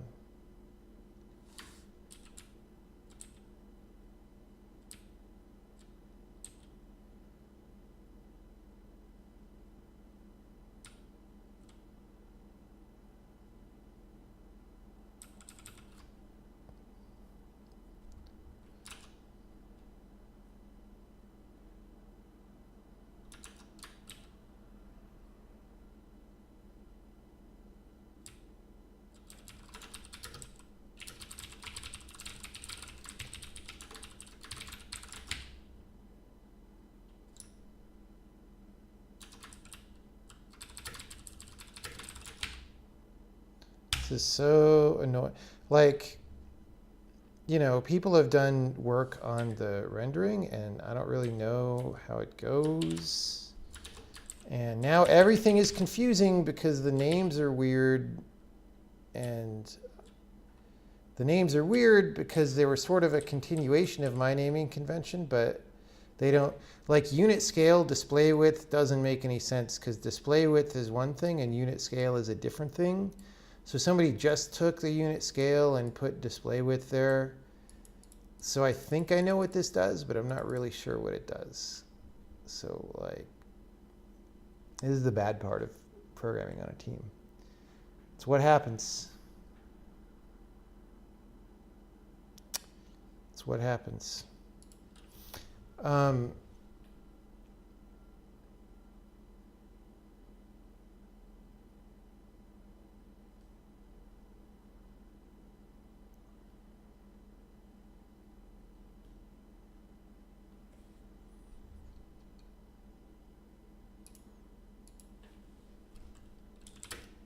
We're just not going to multiply by these and see what numbers we frickin' get, which is stupid,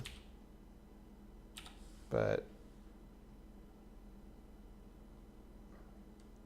that's where we're at right now. Wait, am I still?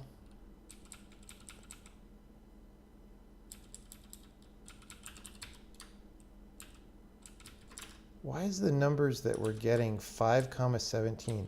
How are those relevant to anything? What is even going on? These are not screen space. They're not projective space. They're like fucked up space. What is happening? What the hell is unit scale display width? Let's look at that.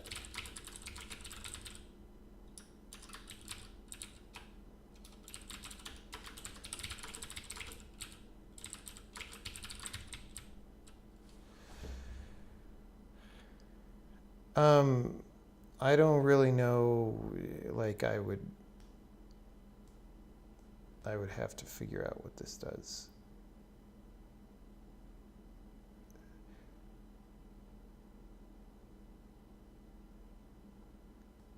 So this isn't about display width, this is display aspect ratio because there's no unscaled. So this is render target aspect ratio. This is display aspect ratio. Those should be basically the same unless your render target is a sub-window of your final. Okay, we're going to have to rename these. But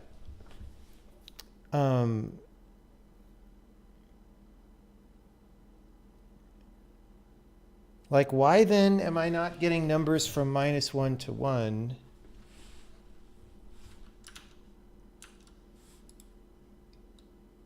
Why am I getting 17? That,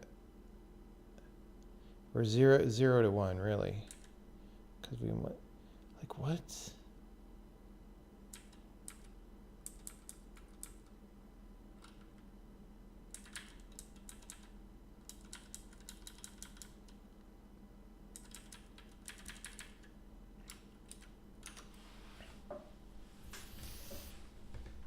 Okay.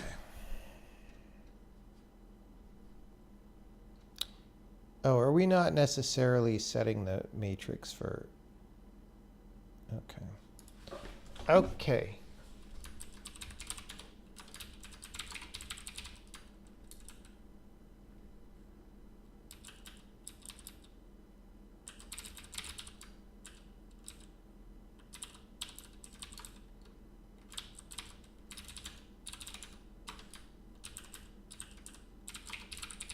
Okay. What we're not doing is this. So we're using this matrix, but we don't know what was set as the active matrix. That's my flaw in my plan. So and I don't know in what order we want to do these, but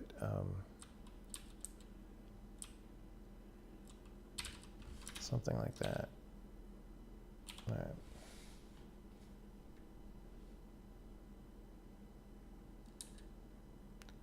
Still the same nonsense fucking answer.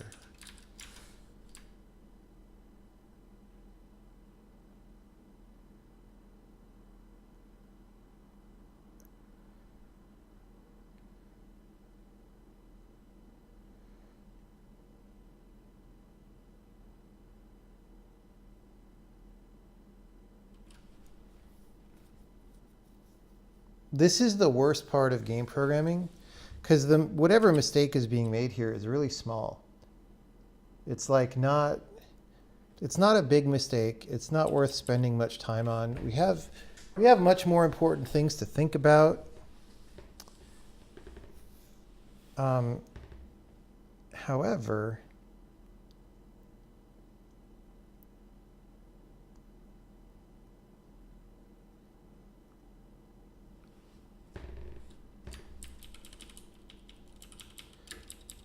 let me do this down here.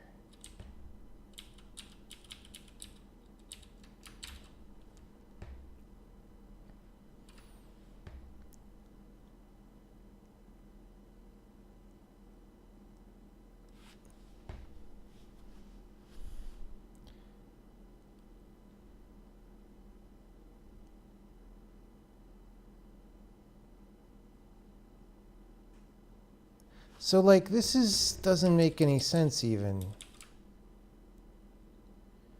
Because we know the world space, it should just be, like, why are we doing that other stuff? Oh.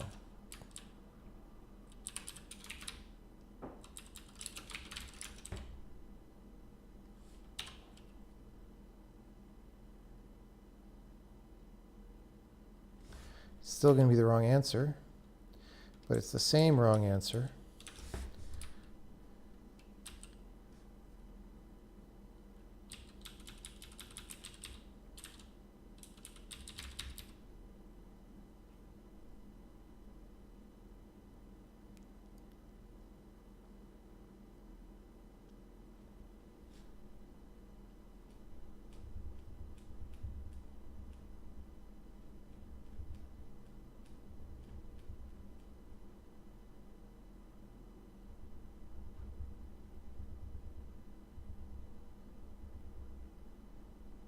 I don't get it.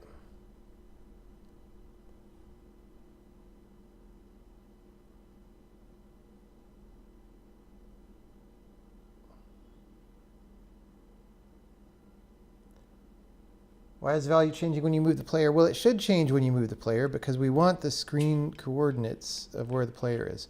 Okay, the worst thing about all this is this already works fine over here in this other file. So like, what?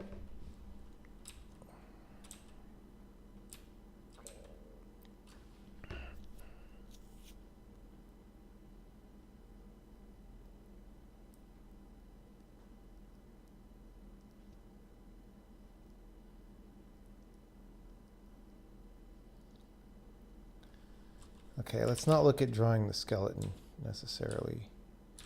Although who knows, because maybe... Oh no, because it works without the skeleton.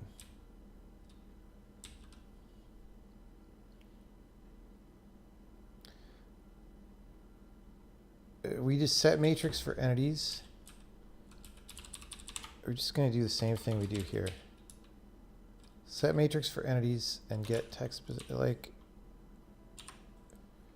It's going to be the same wrong answer, but I don't understand why it's wrong. Set matrix for entities.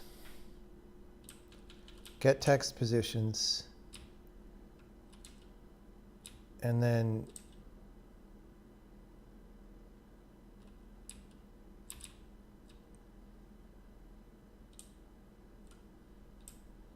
these are just in screen coordinates.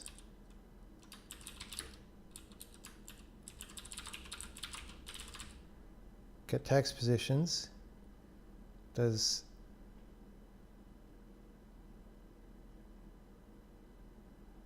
a little bit of unnecessary stuff. Let's do our same thing here.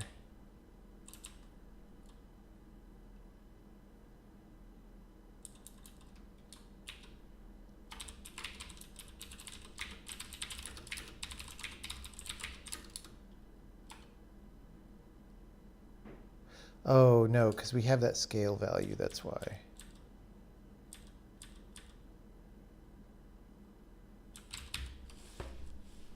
We're paying attention to e.scale.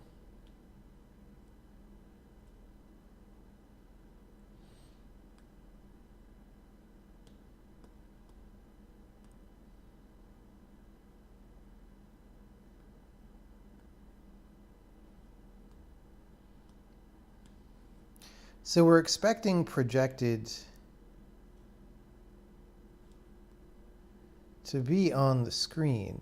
If it's not, I mean, maybe we're giving it garbage input data for some reason. But like,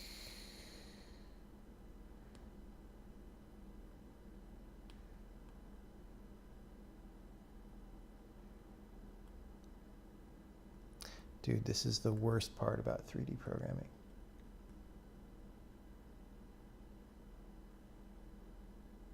Do I need immediate begin? Maybe, probably not, but I'm not worried about it not displaying. I'm worried about the coordinates that I'm printfing being totally whack.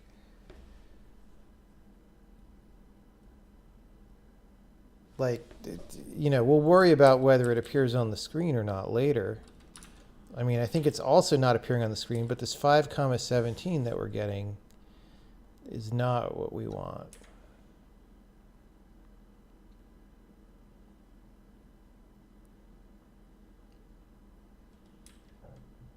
I mean, I also don't see anything at 5,17, but, you know, one thing at a time, man. I mean, we could put this here. I don't think it'll matter.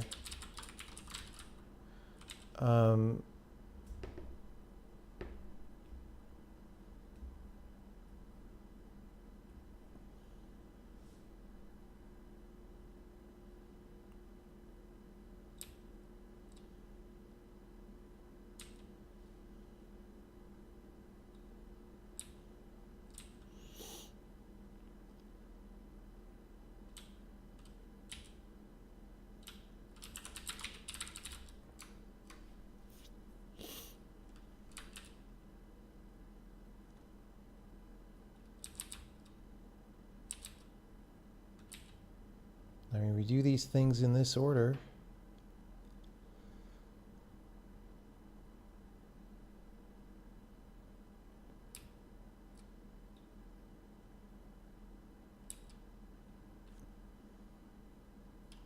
I mean, it is a wrapping level.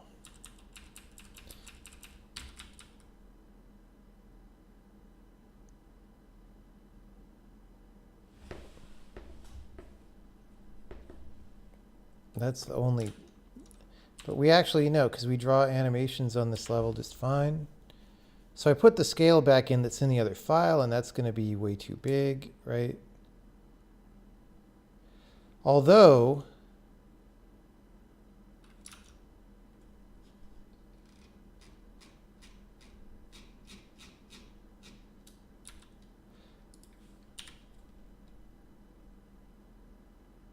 these are like suspiciously... These are suspicious numbers.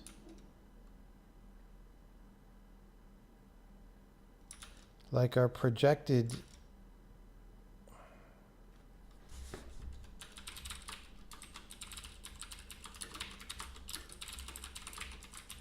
Let's do it before we divide by W. Like, what the hell are we getting back out of this matrix? 93401? That's crazy.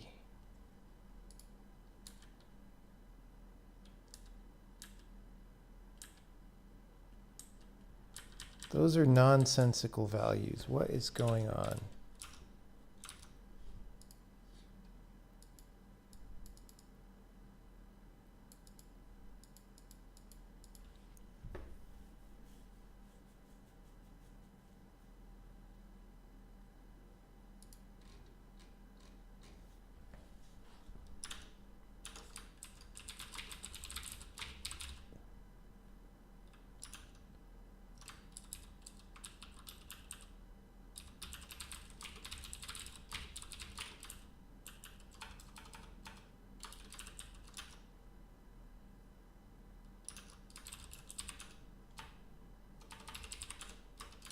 See what's being called outside this. Draw debug view.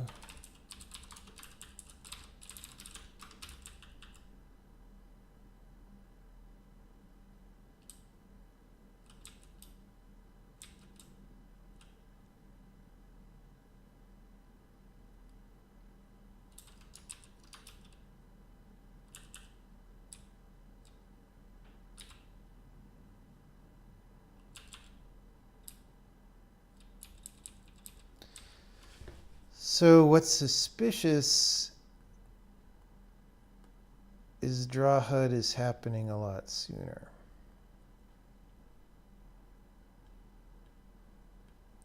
But that shouldn't really matter. Dude, I'm sitting here for like 30 minutes on something stupid. Like, it's gonna be the dumbest problem. It's gonna be the dumbest problem.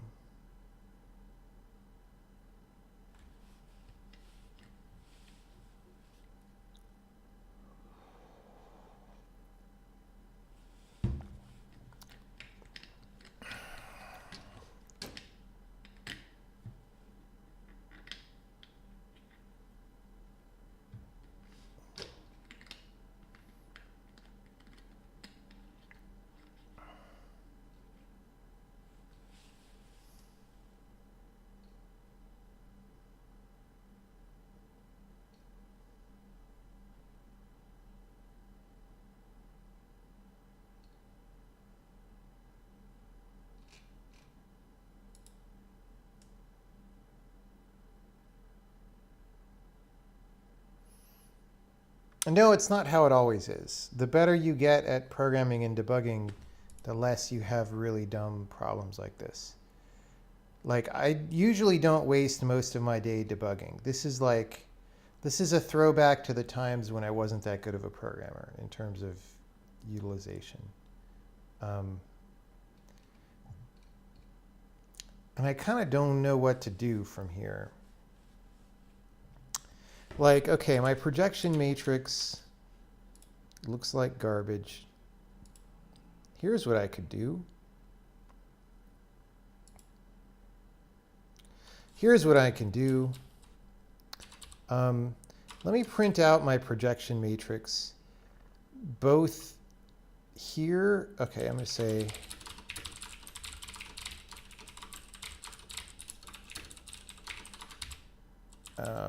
do I have print matrix? Yeah. Print matrix proj CP for control prompt is going to be world to proj matrix, and actually we don't need this. We're just printing out the matrix right now. And then here we're going to say, in our thing that's working correctly,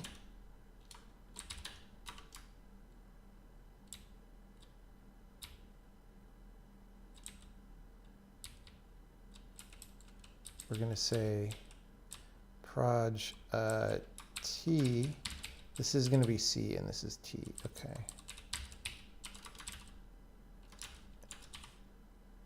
Wait, why did F7? That was weird. Wait, did we actually compile? I'm getting so tired, I'm like not, okay.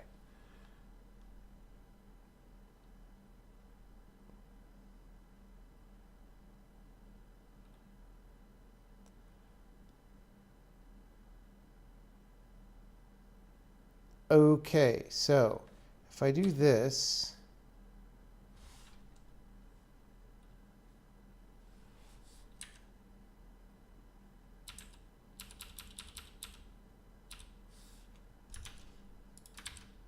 okay, these are totally different projection matrices.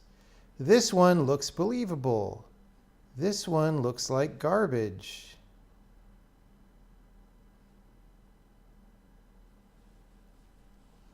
But I said set matrix for entities.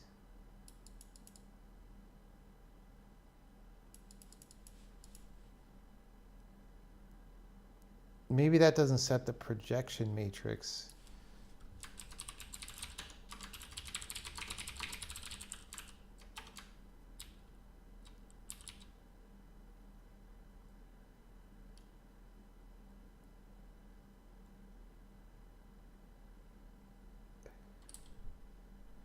Like what? Does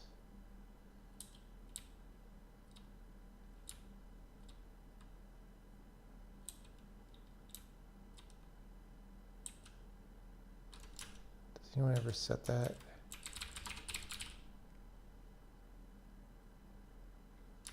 Huh. Okay.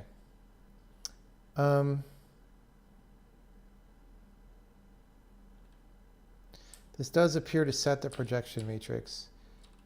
Let me do this right after we do this and before we do anything else, because maybe we're screwing it up somehow. I'm not sure how we would.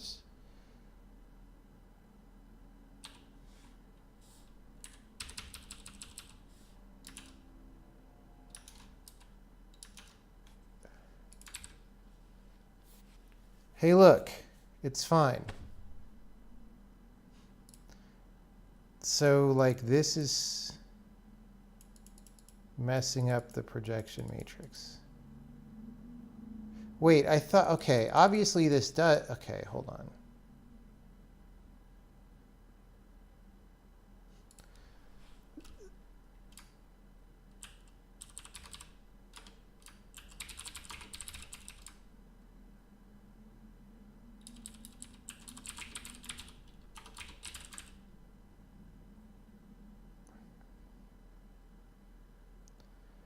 Does get world space transform do that? Like what the...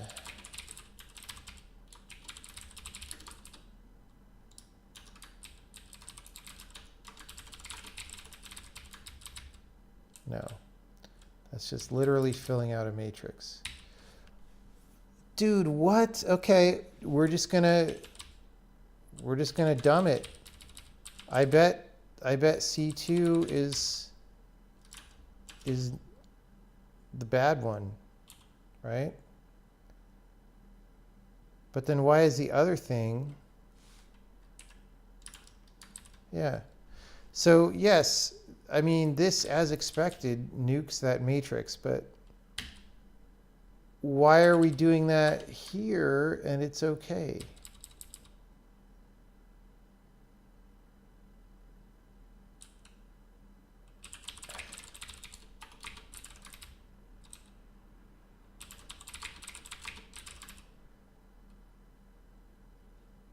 Wait, we don't. Wait, we do this in the opposite order.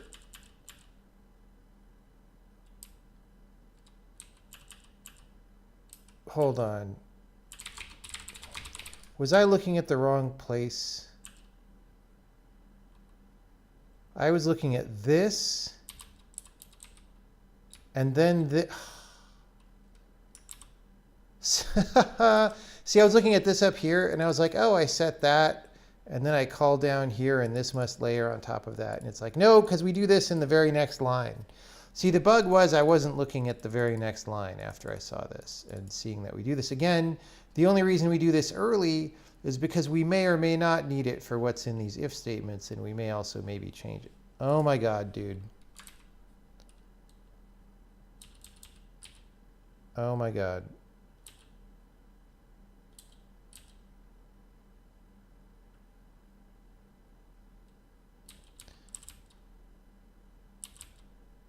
This is, again, what happens when... So I wrote this code originally.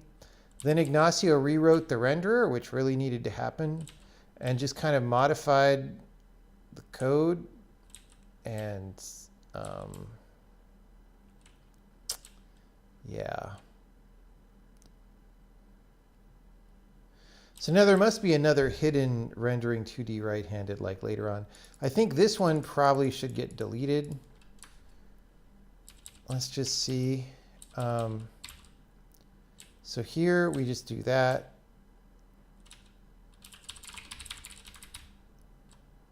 And then before we draw, we'll do this. I don't know, man.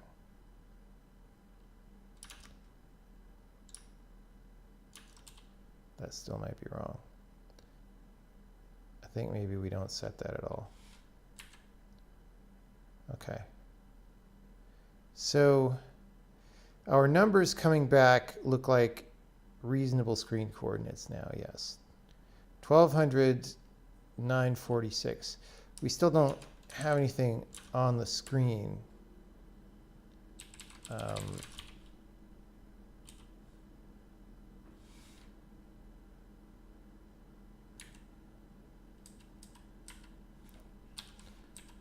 So let me go back over here. I suspect that that should not be there.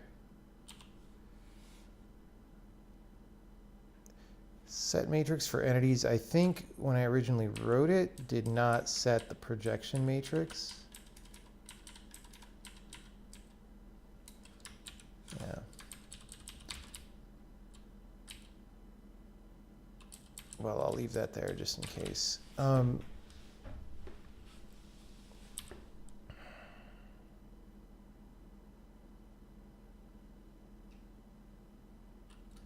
Wait, was I looking to make sure I was looking at the right debug screen to draw these conclusions? This is the... No, that's the move panel. Oh, God. I was looking at the wrong thing. It's F9. Okay, this is still correct, though. Okay, oh my God, that was the worst, stupidest half an hour in the universe. So now, well...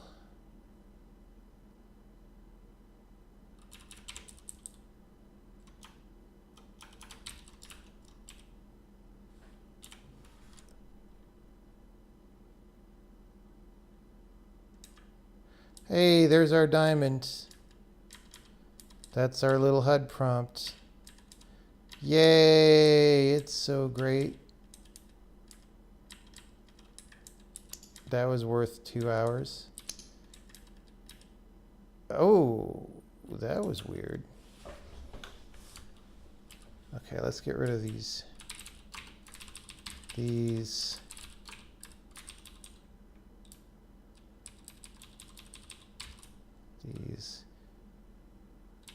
is really weird.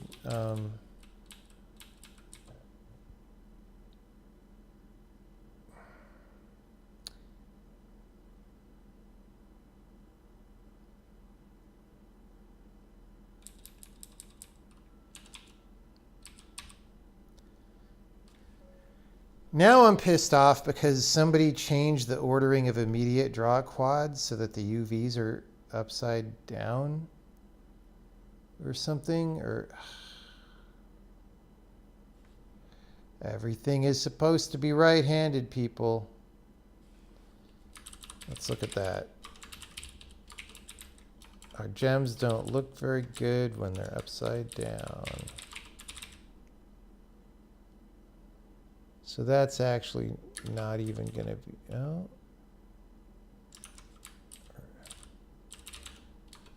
I don't think these are really.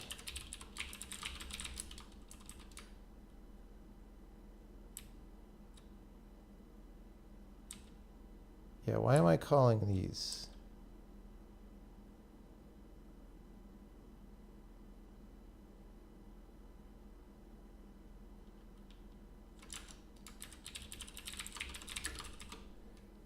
Immediate quads.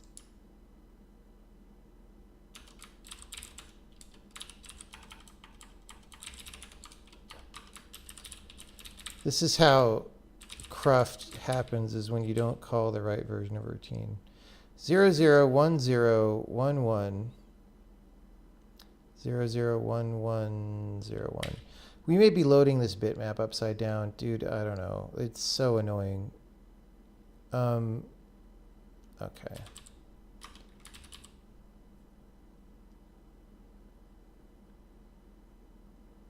Where even were we? HUDs. Yeah. Immediate quad. P0123 color. That's not going to do anything different. It's still going to be upside down.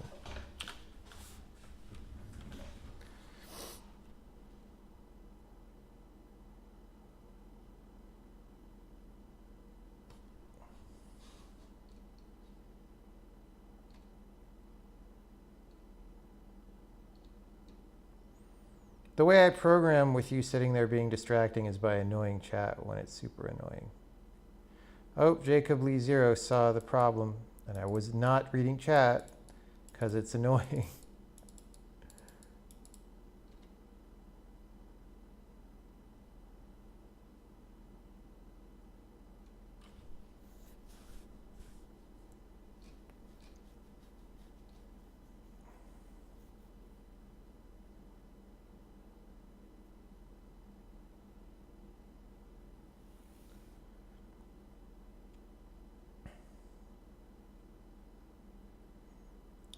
I mean, I did start the modern version of my game development career by making most of Raid by myself. Everything but the visual art. So, like, I don't know that I would be telling people that that's the wrong strategy. It worked for me.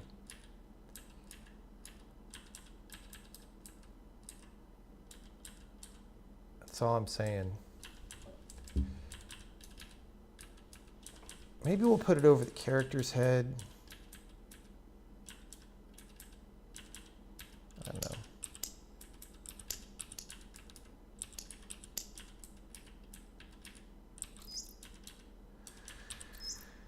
So I am very annoyed that these bitmaps are upside down.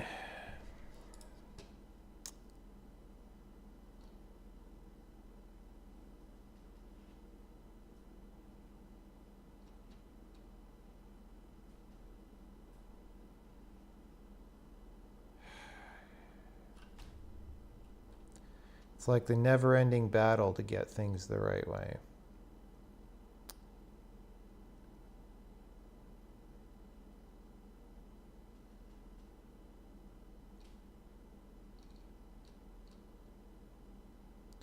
So there's going to be a version of this that takes UVs. Let's see.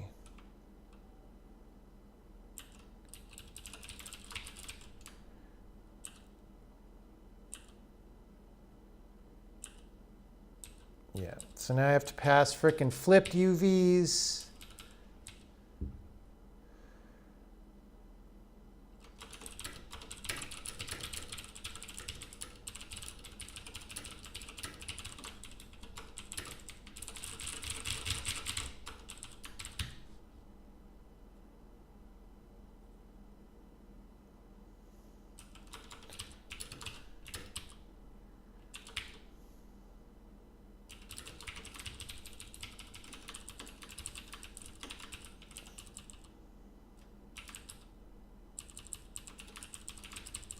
Something like that, and then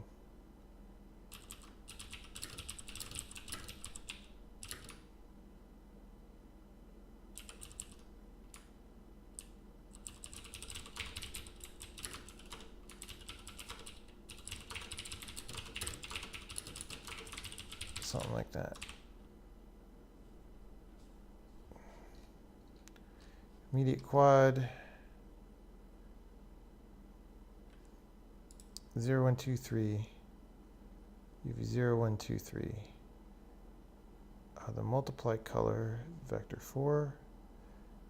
Normal is a vector 3.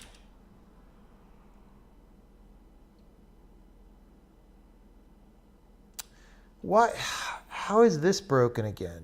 God damn it, dude.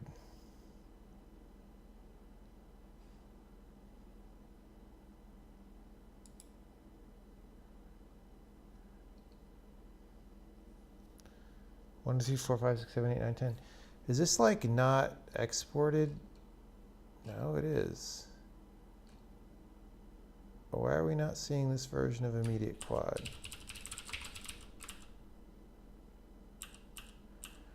Now it's like I don't want to go in this rat hole of going to debug the compiler, but oh,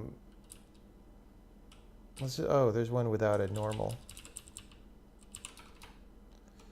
But like, why doesn't it see these versions? Oh, all right. Maybe the junk normal one is if zeroed.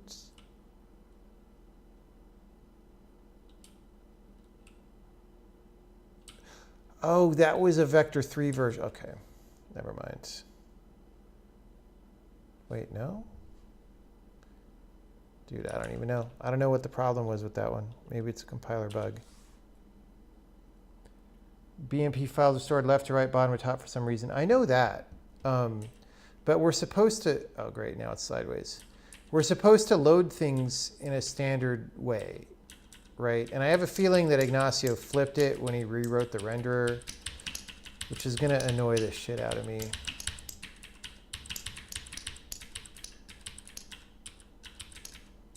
I mean, yeah. All right, so, okay, wait.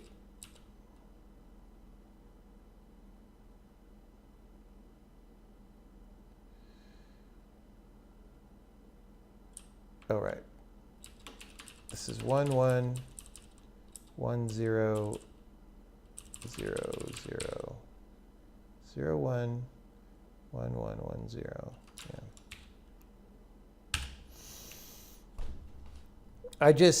I mean, I know it's not that conventional, but I'm sort of convinced that the right thing to do in an engine is to have everything be right-handed all the time so that you don't have to convert things in weird ways between transforms, except when you want to like write to an external format that does something weird. And I have a feeling that some people are just so used to left-handed bitmaps that they want it that way. Drives me fucking nuts. I don't know. Whatever.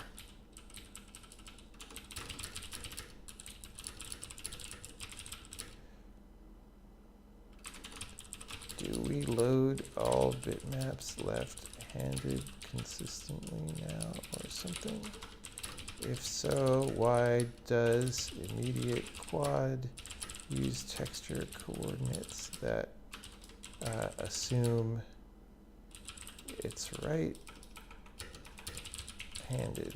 There is a bug or inconsistency somewhere.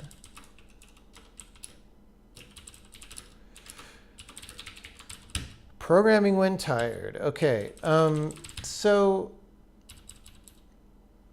let's put this over the character, and we'll make it fade in and out, and then we'll call it Miller time for now. All right.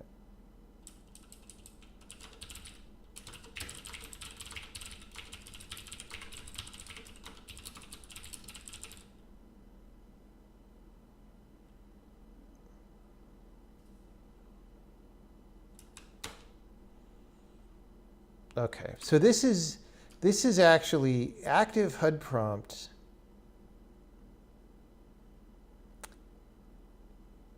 is just going to set the desired position and string. It's not actually going to draw anymore.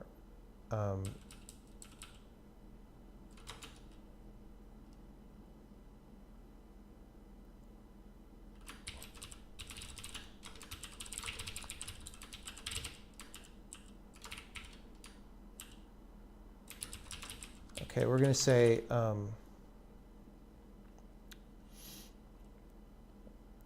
active prompt last time is now. That's so that we can fade it out over time. Active prompt name is name. These are not colon equals. These are whatever. Active prompt x is x. Active prompt y is y. Actually very simple.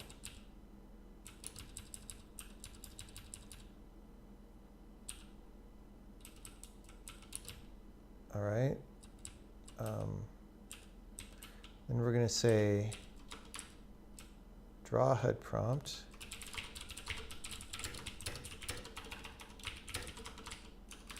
We're going to say now is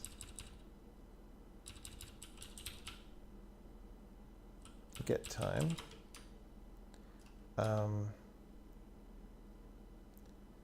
Age is because if you walk off the object and it's no longer triggering an active prompt, we want to like fade it. Aid is now minus active prompt last time. Fade out time is like 0.7. If alpha is 1 minus age divided by fade out time, right? So as the fade out time goes up, age over fade out time goes to 1, which means alpha goes to less than that. If alpha is less than 0, return clamp.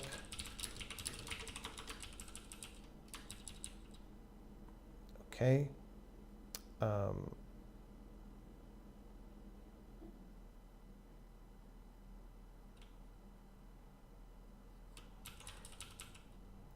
Okay, let's do this too.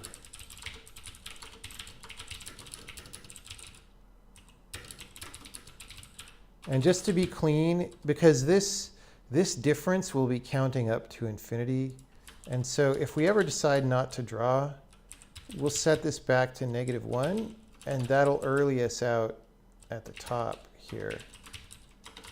All right.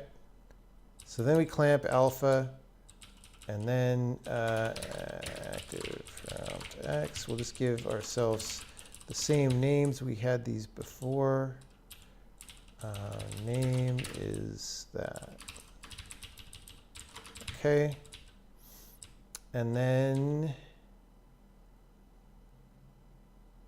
of course, if you change windows in the middle, I guess it'll snap. Never mind. If it's fading out and you change window size, it'll like fade out at a weird place. Incomplete, robustness, clear any fading out HUD prompts when the display size changes, as they won't get updated new positions. I'll put that at the top of the file to remind us. Maybe we will ever do that. So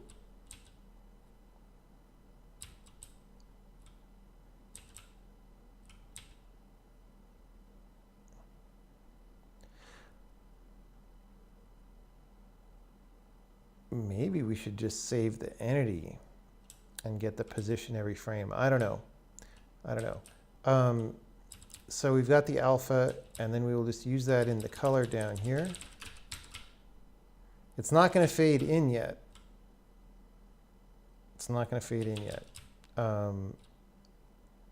Okay.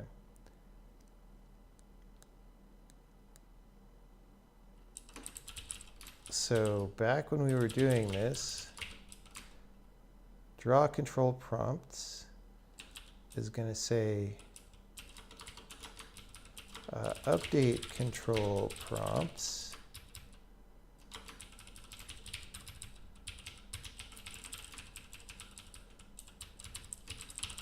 And then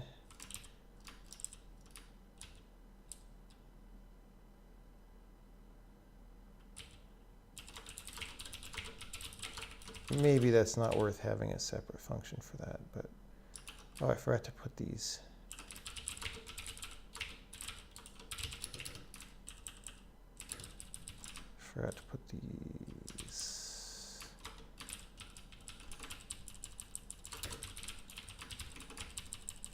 It's a string.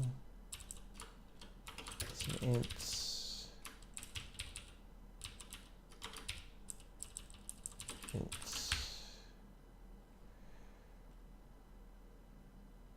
Alpha is 64 bits.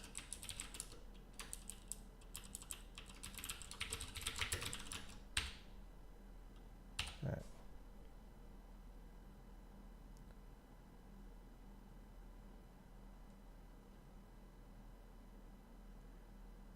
All right. Look, it fades out. Why am I drawing this below the guy's feet?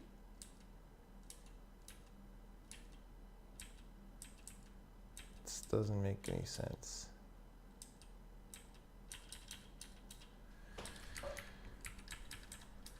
Doesn't make any sense.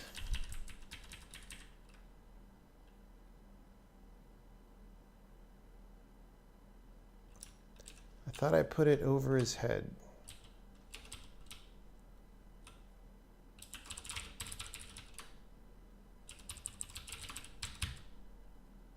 Right. Now let's make it fade in. We will say if active prompt last time is less than 0, then this is the first time that we've pinged the prompt. So we'll say first time is now. Right? Okay.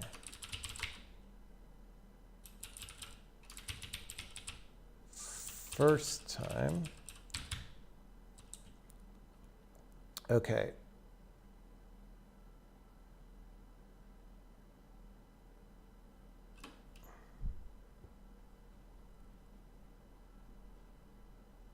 Actually, so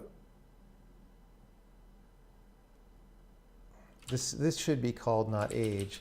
Age should be like how long since the first time, and this should be decay time. I don't know.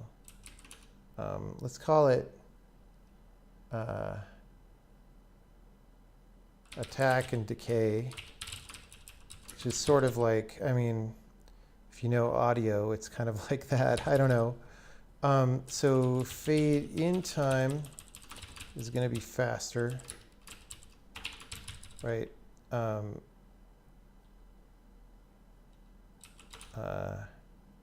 If so, attack alpha is float attack time divided by fade in time, right? And decay alpha is this.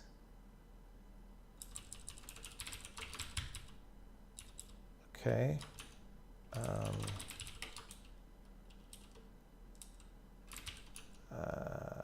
alpha is min, attack alpha, decay alpha.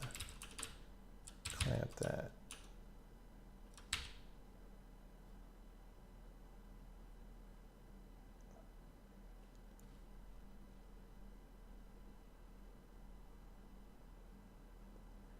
This might... See, this is not even a good way to do it. Because if you partially fade in and then start fading out, we're going to get bad results. Nope, fuck it. We're doing it differently. We're doing it differently. We're going to go active prompt alpha 0.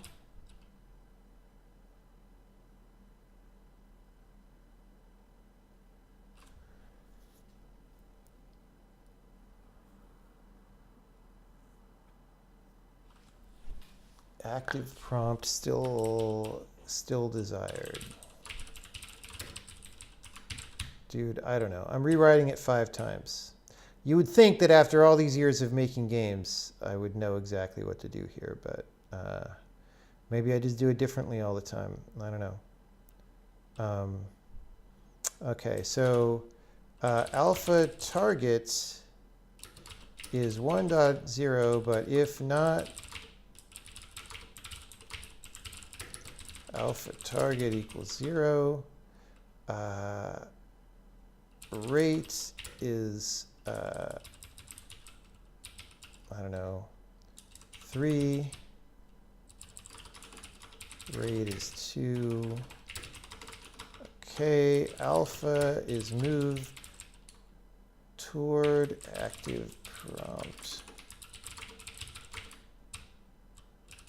Alpha target rate times dt. Why are we not passing the dt in?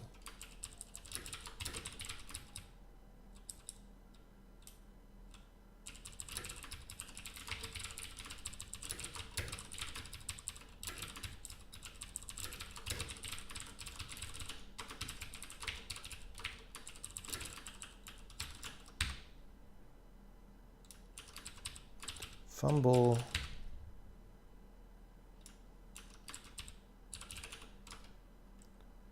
Okay, hold on. I got to delete this one so I can switch buffers quickly. Draw HUD prompt. Did I accidentally delete that? Or...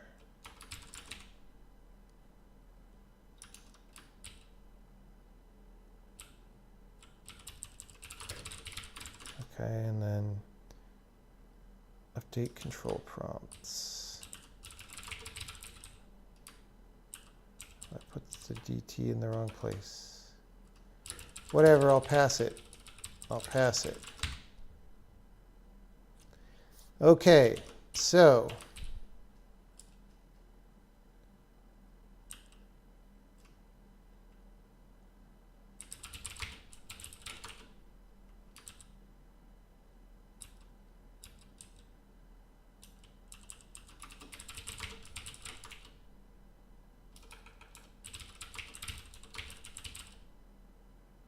okay.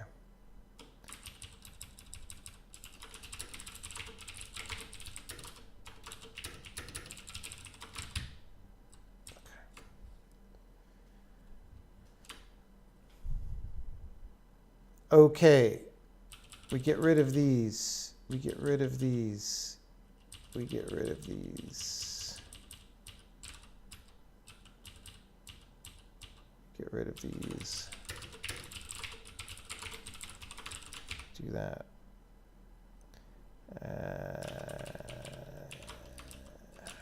What are we even looking at? We don't have a DT here? What are you? Oh my God.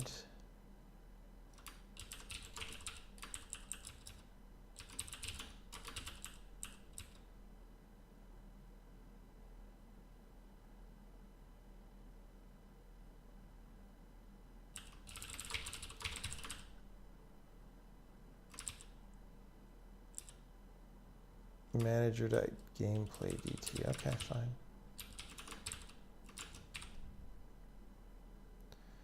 Okay, active prompt last time we took that out.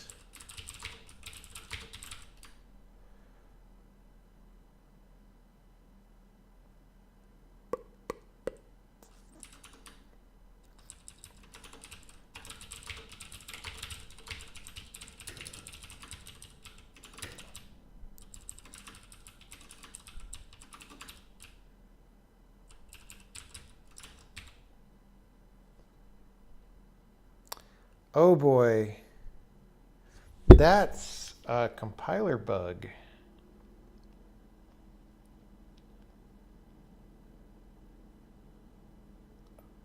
Wow. How did I trigger that?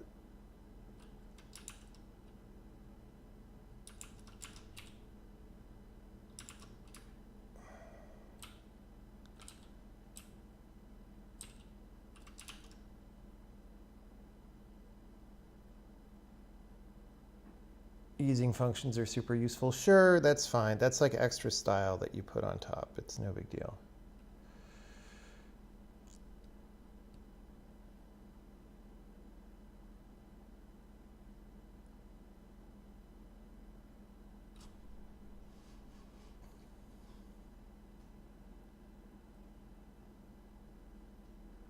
Solved by using state machine? No, you don't use a state machine for this. That's not. A state machine is overly complicated. Should repeats also have the gem displayed? I don't understand that question. No, it's not compiler time. If we can't work around this right now, then I'm going to bed.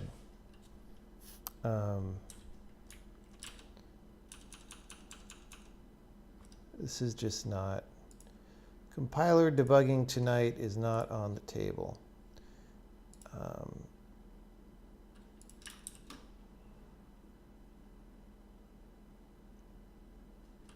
What's really happening is that we have like an undeclared identifier. Actually, it's actually a really simple problem.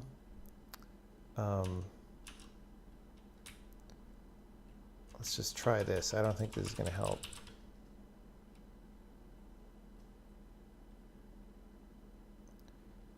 Oh, no, okay. I forgot I can't recompile the compiler because it's in progress and not finished, and it's got this whole problem. So we're going to work around the compiler bug not telling us the real problem by just like binary searching our code. So like, is it in here? Yes. Okay. Well, is it there? Really? Is it there? Really?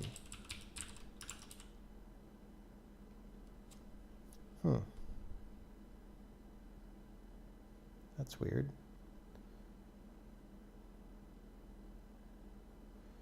It doesn't like, oh, maybe it's not an undeclared identifier issue. Maybe it is. Active prompt first time. Active prompt still desired.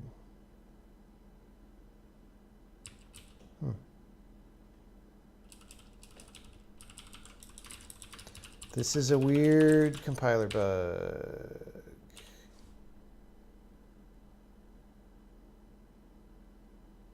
All right. Well, it's not fading out. That's strange. It's also still drawing at the guy's, oh, because I'm passing the other entity in again.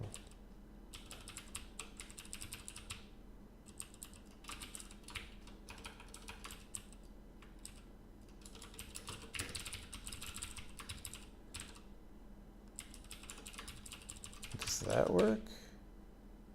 Weird. Yeah, we have a weird compiler bug. Okay, it's moving with me. It's still at my feet, which is annoying me. And it's not fading out, which is also annoying me. Why is it not fading out? Oh, it's not fading out because we're not setting this. So when we do update control prompts, we'll say false will be reset to true if we want a prompt. Okay. Repeats of the level. Oh, I see.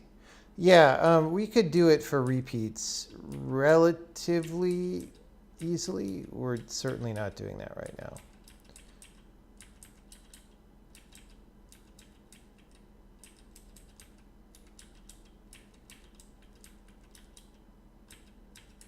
We're just getting other, it's been a not good night so far.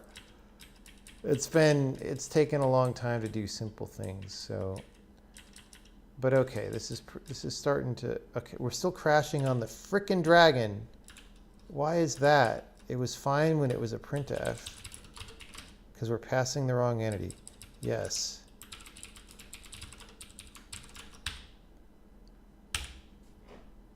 That was weird. All right. There we go.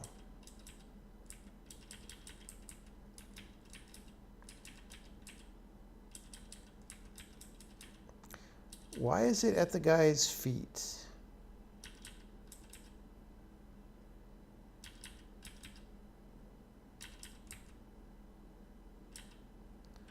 Like, we should be adding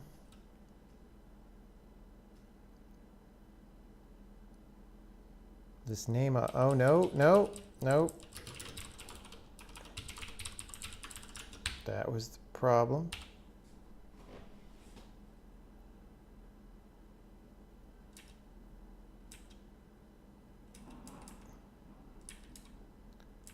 That's a little weird.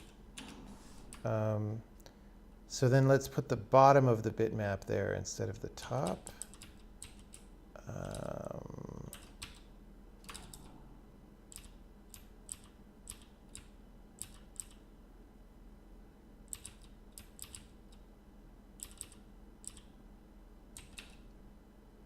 What am I even looking? There's all this old stuff in this file that I should probably go take out from reading science and stuff.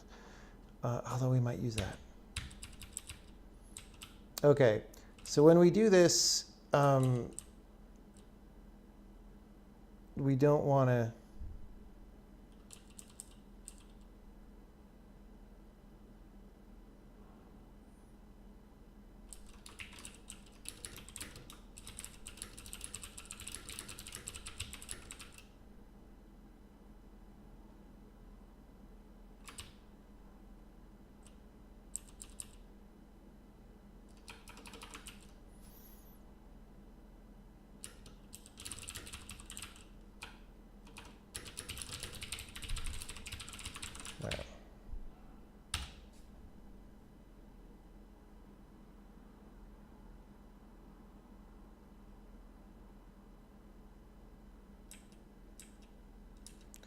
Okay. This is starting to be reasonable. Oh, and then this is times 0.5. So many mistakes that we have made, but we are finishing tidying them up. There we go. Okay, so I'm going to call this Miller time for now. You know, tomorrow, maybe at work, maybe on stream, I'll start making these into prompts that actually try to communicate. Like we'll say what the key binding is. Like we'll do a thing that looks like a keyboard key. And then make some draft icons more representing the actual actions. And then we'll give that to the art team to take a look at. But this is good. We just wanted to get the technical part in. It was more painful than it should have been, but you know, sometimes programming is a Keystone Cops festival. That's just how it is. If I had been more attentive and awake, I wouldn't have been stuck for half an hour on something completely stupid. If it was only half an hour. I didn't time it, so who knows. But we do have some basic things happening. As for the exact positional behavior of this prompt, I don't know. The wrapping part of it, well, we'll probably do that tomorrow. I guess if we store the entity,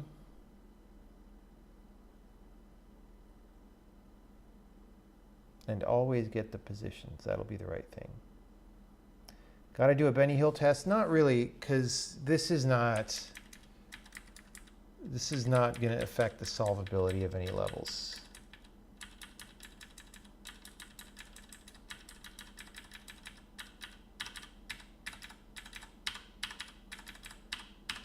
All right. All right, I'm going to check this in. Well, thanks for everybody for coming, to this tired stream. We got some things done. We'll get some more done tomorrow.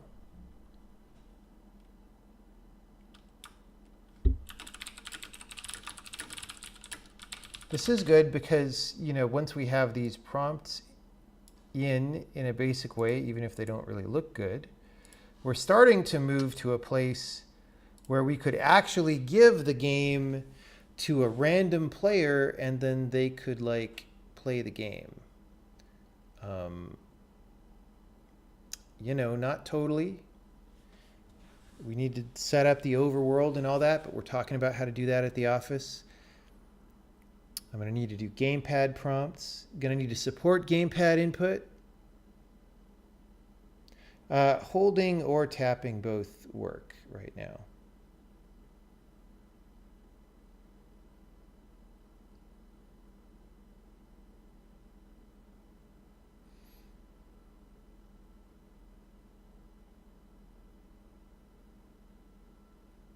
Is there going to be someone to raid? Steering wheel support, I don't know. We'll consider it. It's about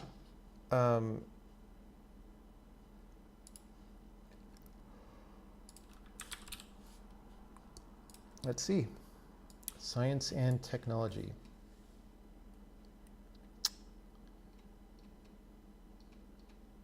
We just rated him yesterday. Blender and Unity. What's going on here? not old enough.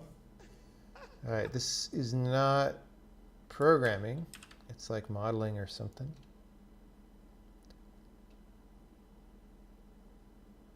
Making a 2D fighting game.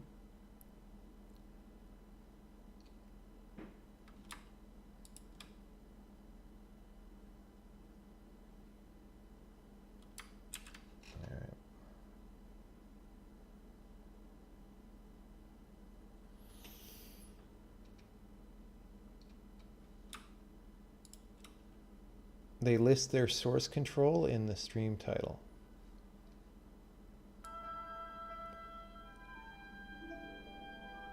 This is someone just thinking very hard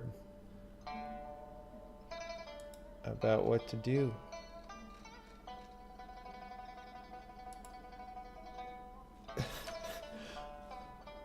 What is going on Twitch these days? It's so hard now to find people to raid. It didn't used to be this hard.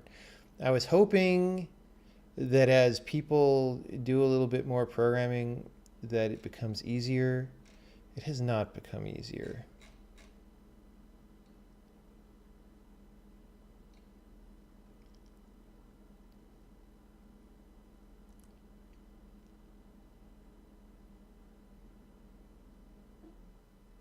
Yeah, we've raided this guy a few times. Can't raid him all the time.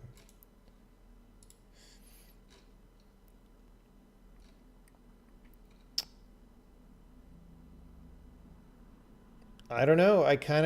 I'm inclined not to do anything now because, I mean, let's see if this is anything real yet. This, because all this stuff is pretty hardcore, and it kind of turns people away. They come for one get together to make the game, and then they don't come ever again. They see how much work and how much you have to know, and I think they get intimidated and leave. So, but it's the only way to get things made, get progress, right? Doesn't look like he's programming.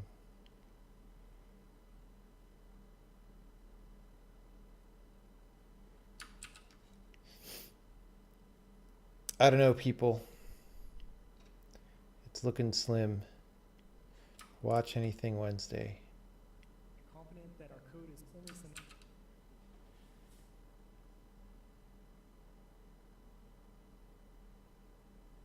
Raid the plants. We're not going to raid tonight. We tried. It is not happening. Thank you for coming by. And as always, we will continue with more things as time goes on. See you later.